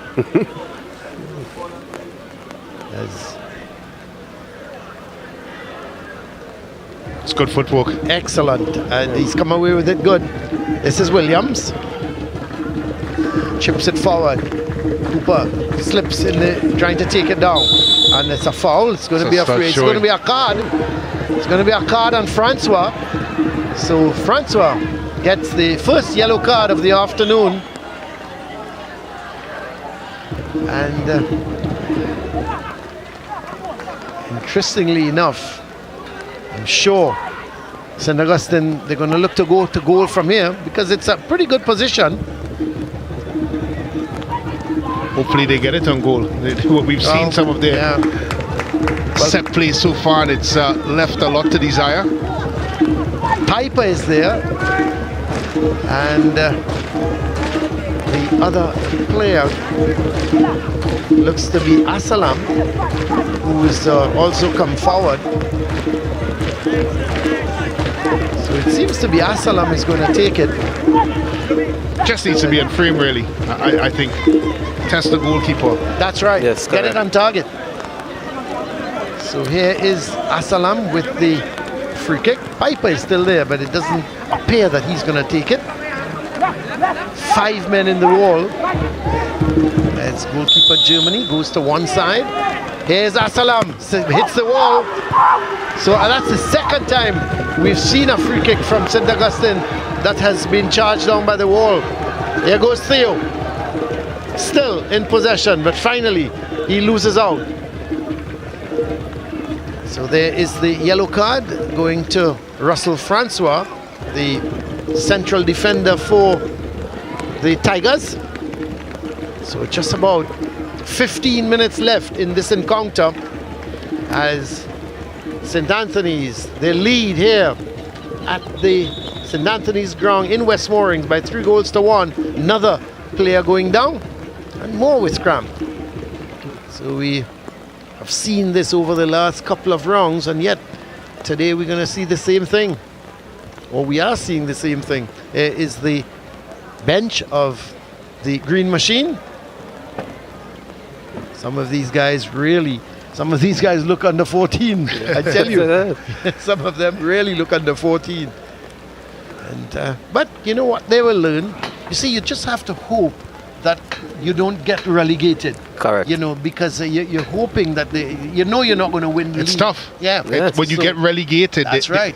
there is no surety that you're going to come right back up. That's right. We've seen that with teams that, of course, are traditional powerhouses. And when you look at in the East, you look at Arima, for example, a team that has traditionally done well at this level, and they have not appeared for quite some time in this division. Yeah, and while that's going on.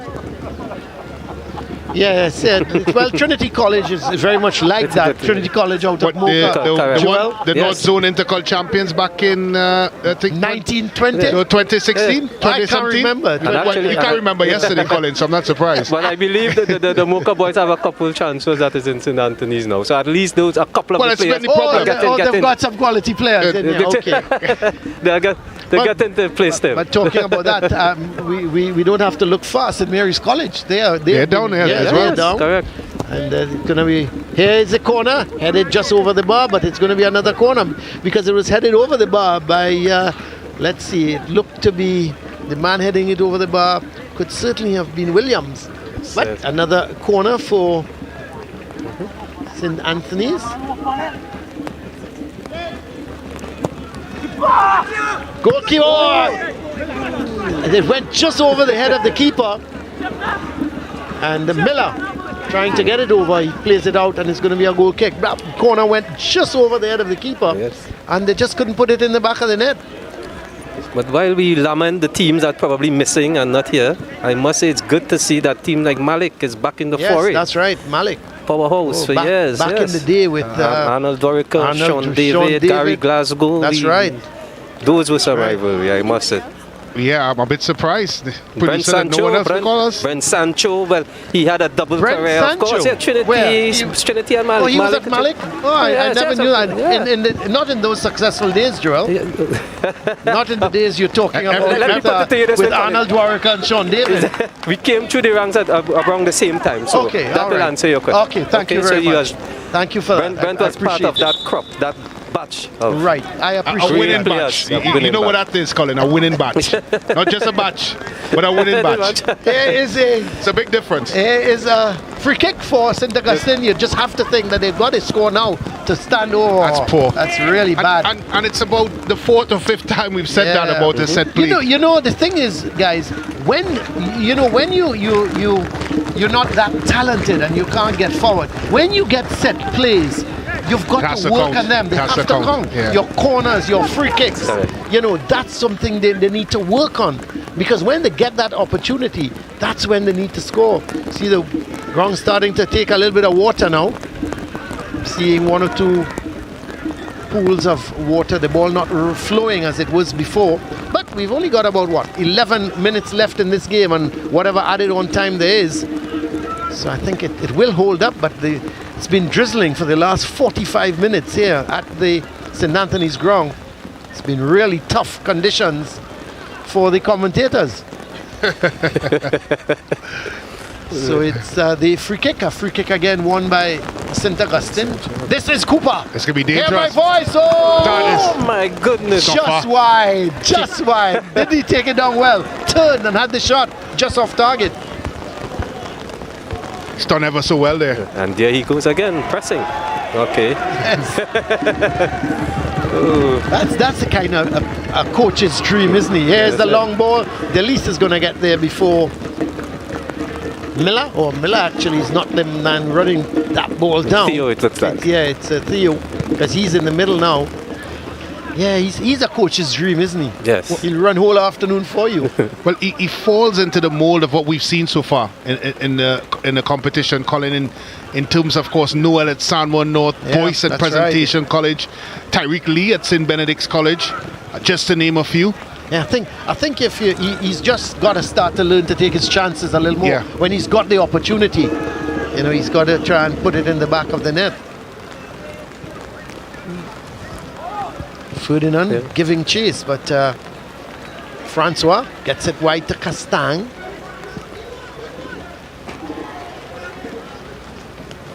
Ball played through by Castang, but it's picked up here. This is Asalam looking for Ferdinand. Miller intervenes, but then The long ball played forward. Hospitales can't control it. Here goes St. Anthony's again, but that's a bad ball picked up by St. Augustine as they come forward. Samuel trying to win it back, but the ball given away to Miller. This is Samuel. Oh, that's Bob, sorry. Looking to play it forward to Theo. And O'Brien runs away with it on the far side. Plays it in field.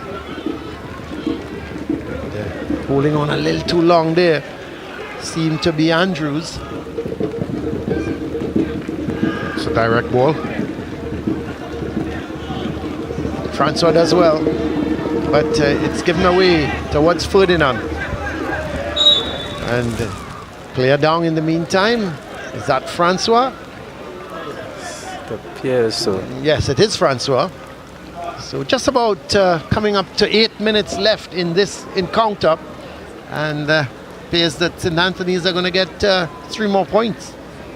Yeah, 3 points, but I'm quite sure the coaching staff wouldn't be too happy with the performance today, simply because they although they would have had the lion's share of possession, they just haven't been clinical enough. And I think when you look at it over the course of 90 plus minutes, as a coach, you would be a bit concerned, because they should have created a bit more chances, clear-cut chances on goal, and I think B as well control the actual game. They've allowed it to slip away from them a little bit going into the second half. I think those 2 points from a coaching perspective, I think St. Anthony's would be a little bit disappointed. Not taken away, of course, from getting the 3 points and getting the win. They've been good for value for the win. But I think because they're looking at the top half of the table, they're looking to challenge the space size of Fatima and Naparima of this world, and they will have to improve significantly, and St. Benedict's as well. And they're going to have to improve significantly if they want to challenge those teams. Well, Francois is being helped off the field. Look at that, Cooper has gone. I'm not sure if he's trying to help him off the field. Says one less defender to deal with. But that's the kind of, that camaraderie, that to me sums up this guy. Yes, and Colin, if not mistaken, I think they both could have been in that dual battle. Yeah, he's lifted him off the field, Cooper. Yes. Look at that. That's a man and a match performance right there. Correct. That guy is, I tell you, I really hope he has a good season. And look, he shots right back. He says, okay, guys, we've got one less defender to deal with. Come on. Here goes to Ferdinand.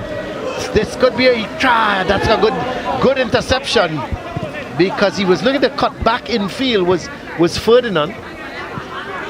This is Asalam. Good interception by Bob. Trying to hold on too long, but in the end, Bob was committing the foul, and it's going to be a free kick for St. Augustine. So putting your hat on, Joel, you agree with the sentiments expressed by Brent, if you were the St. Anthony's coach? Yes, because just watching from the beginning today, they didn't come out with that impetus, as Brent was saying. I didn't see that drive, but at the end of the day, I don't know what kind of preparation before game they had when they came into the game. So maybe certain things are factors. So and here's Piper. Yes. Oh my word! Piper from all of about 35 meters out. He just he's getting high fives from the coach. No, it's not the first time we've seen him take a free kick. But this time from 35 yards out, he just floated it, and there was keeper Germany. He was back in. He just totally misjudged it. Brent. Well, I think I may have to send out my apologies. I now see what he was trying to do with his 6 other attempts that went ballooning over the bar.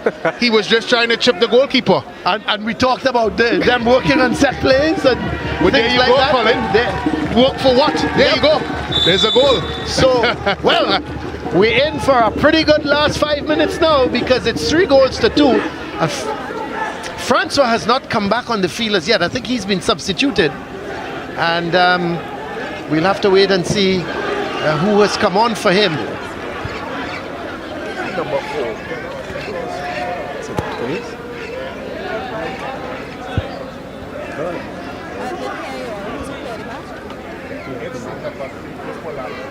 Should have to play the match.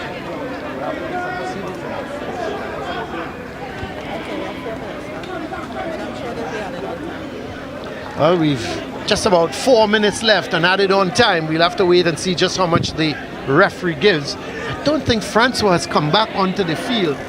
I don't think he's come back on, and it gives me the impression that St. Anthony's, they've made a substitution, and it looks like Bailey, the man who has come on the field. It's Bailey who's come on the field and has picked up that position for Francois. Francois was excellent in the defense for St. Anthony's. He's been really good, and we'll have to wait and see just what sort of impact Bailey has.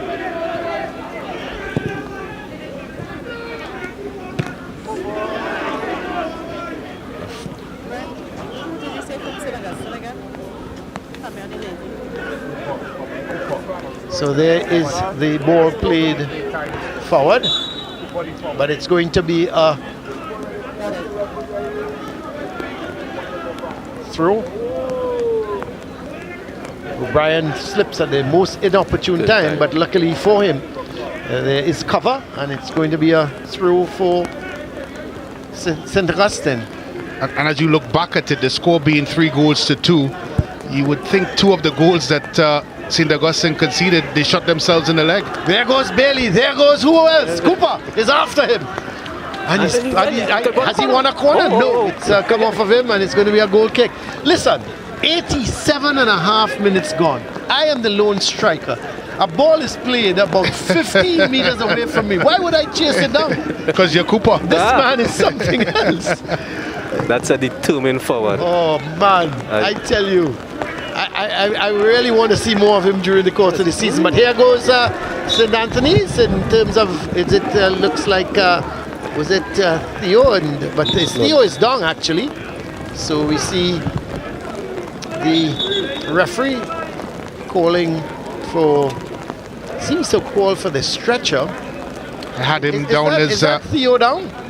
No, yes it is. It is Theo. Well, I had him down as a possible candidate for man of the match.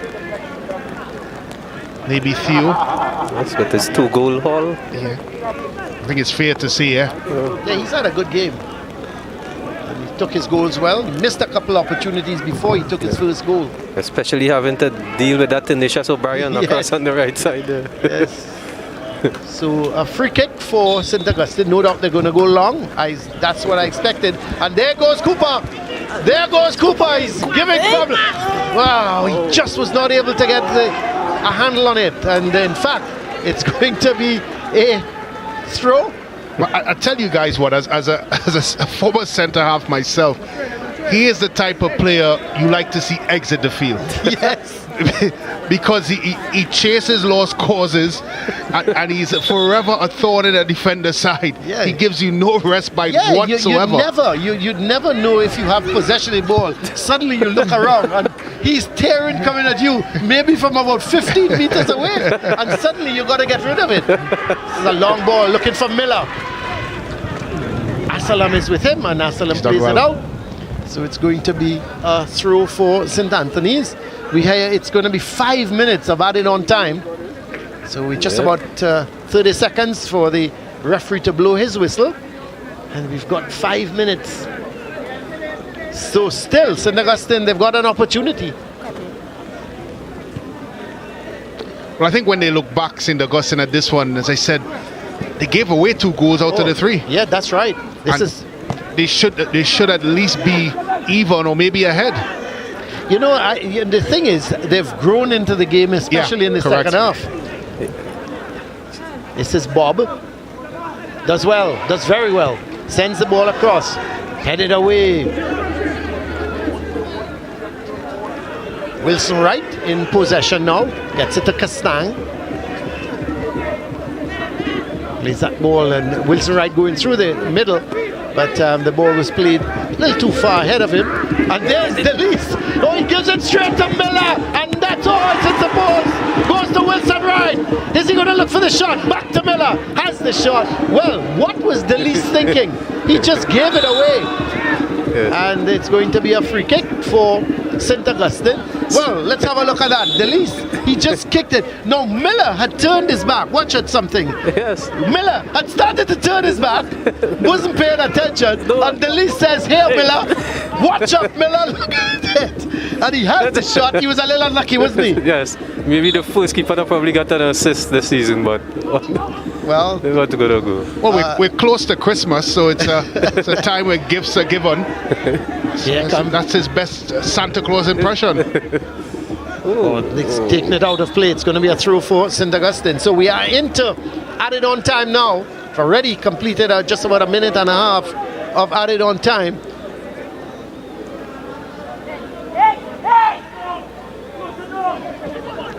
This is Ferdinand, but he loses out to Brusco. Miller trying to get it wide.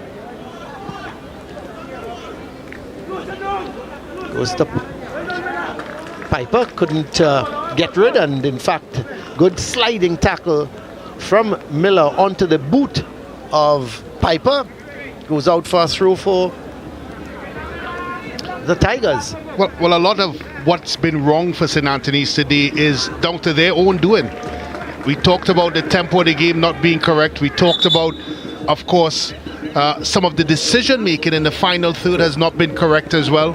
And all of that, guys, culminate into self-inflicting and not necessarily anything to do with the coach. I think more to do with the players' application or lack thereof of application, because we have a very good litmus test in St. Augustine and what they have shown here today. Yeah, that's very true. Yes. See St. Augustine making another substitution. Both teams making a substitution.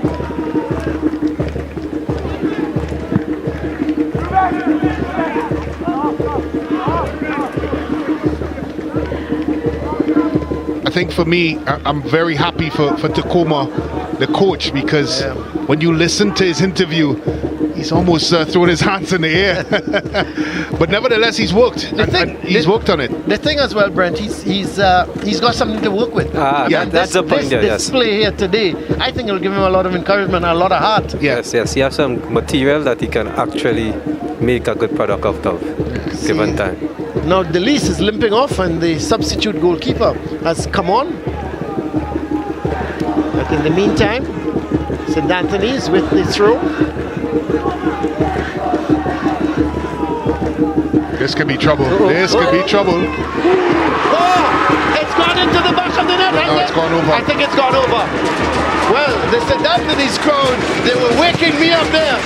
Because seeing the keeper, give him credit though, he judged it well. Yes. He was backing, and certainly couldn't see another one like what happened to the St. Anthony's keeper, Germany. But what an introduction for the substitute keeper. Long ball played, and for once Cooper is not going to give chase. That's a good ball from Castang.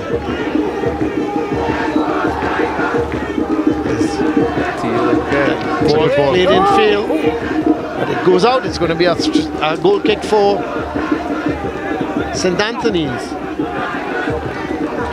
So we're in the final 30 seconds, and we're not sure what added on time the referee will add on to the added on time. Have to wait and see what happens there. This is Castang, is it? No, it's not. It's Alexander going up that left side. And O'Brien does well. Still O'Brien trying to get the better of Castang. He wins the throw. So we're just about completing the 5 minutes of added on time that referee C.J. O'Brien had allowed.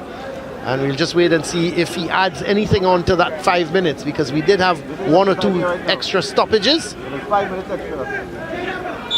No, he's called it a day. So it's the end of really an entertaining game. A game in which St. Anthony's got the better of St. Augustine by 3-2. And when you look back at this encounter, guys, it was real. It was a blood and thunder game in terms of both teams going at one another. You thought after the first 15 minutes St. Anthony's would rule the roost, but it was not to be. Yes, it ended up turning out to be a hard-fought, nitty-gritty game. As Brent was saying, St. Anthony's didn't looked the part of coming out of the blocks with that impetus and drive. But hopefully they've put their heads to the wheel, settle down and pick it up going from here. But St. Augustine again, I must say, they can take away some good points from this game and the coach can just move forward with a little more confidence. Well, let's look at some of the highlights. This was the first chance by that man Wilson Wright, and he should have put it in the back of the net. But there goes Cooper and had the shot, and the goalkeeper was scrambling to his right. And St. Anthony's, there was that ball. What was Telesford thinking? He tried to win the ball, but in so doing, he passed it straight into the boot of Miller, who simply turned and put it away from the keeper. And just like that, St. Anthony's went 1-0 up. But St. Augustine were not to be denied because they kept fighting, they kept pushing, and this was that ball another shot coming on target. But then this was the long ball played. Cooper in a tussle there with Callender. He got the better of Callender, and did he take his goal well? Just pushed it away from the keeper. There he goes. Keeper came, and Cooper just nestled it into the far corner of the net, and all of a sudden game was on. It was 1-0, and the long ball coming right across to Theo. O'Brien came to tackle, he slipped, and Theo went his merry way and then slotted it to the left of the keeper, Delise, and St. Anthony's regained the lead. It was now 2-1, and that's how they had gone into the half. 2-1, they were in the lead, and we started the second half, and suddenly St. Augustine, they came into their own. Ford, however, had a shot that was really well saved by Delise. He was at full stretch, and this was Ferdinand. He had a shot that just crept wide, and but all of a sudden, after all the good work St. Augustine put in, a mistake here by Ford, and away came Theo to score his second, and St. Augustine, now they were trailing by 3-1, and there was Theo getting the better of Piper. The ball, in fact, ricocheted off of him, and there is the celebration by Theo. But this was the free kick taken by Piper about at least 35 meters out, and the goalkeeper Germany just misjudged it. He may have thought it was going over the bar, didn't get a hand to it, and it nestled into the back of the net.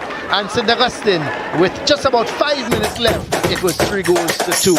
So that's how it ended up. St. Anthony's win by 3-2. Let's have a look at the stats, Joel. Yes, at the end of the game today, we see shots on goal, 23 St. Anthony's, 12 to St. Augustine. Shots on target, 13 to St. Anthony's, 6 to St. Augustine. Fouls, 7 St. Anthony's, 5 to St. Augustine. Yellow cards, 1 for St. Anthony's, 0 St. Augustine. Red cards even at 0. Offside, 4 in St. Anthony's, 0 to St. Augustine. Then there were the corners, 11 St. Anthony's, 4 to St. Augustine. And the saves, of course. St. Augustine keeper was the busier with 10 saves and 3 to St. Anthony's keeper. So let's have a look at the Group A fixtures in round 4. Naparima come up against Speyside. That should be a good one. Carapachima East, they come up against St. Augustine. Pleasantville, they play Fatima College in Pleasantville. And St. Anthony's College, they've got a huge game against St. Benedict's College. So that is the Group A round 4 fixtures. Let's go down to Hans. He's got the man of the match with him. Well, the man of the match, he was able to find the back of the net. Theo Crovador, congratulations to you. What was your mindset going into this game today?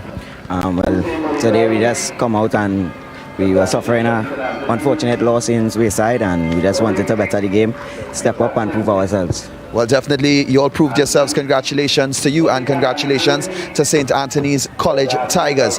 Coach Tacoma Jones from St. Augustine, the Green Machine, unable to get the win today. Thoughts on today's game? It was unlucky today. I thought the guys really gave an effort. They really worked hard. Halftime, I gave a talk. The guys were really down, but they came back out and they showed a fight, and that is all I could see. Progress from the next game. All right, so how do you all prepare for the next game?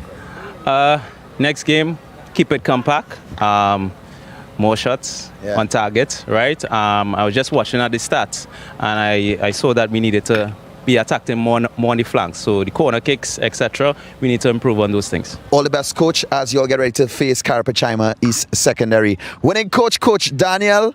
Well, the victory you would have wanted. Any observations from today's game?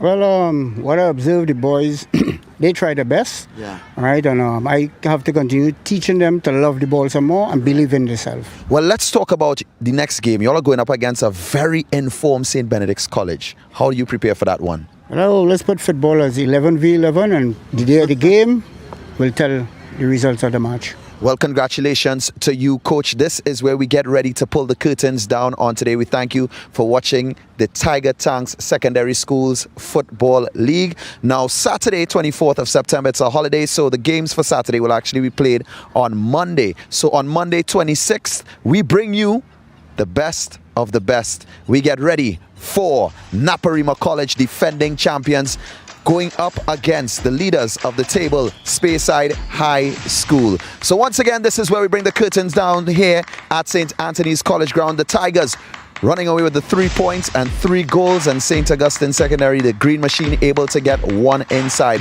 On behalf of the entire SportsMax team, we say thank you for watching. See you on the next game day.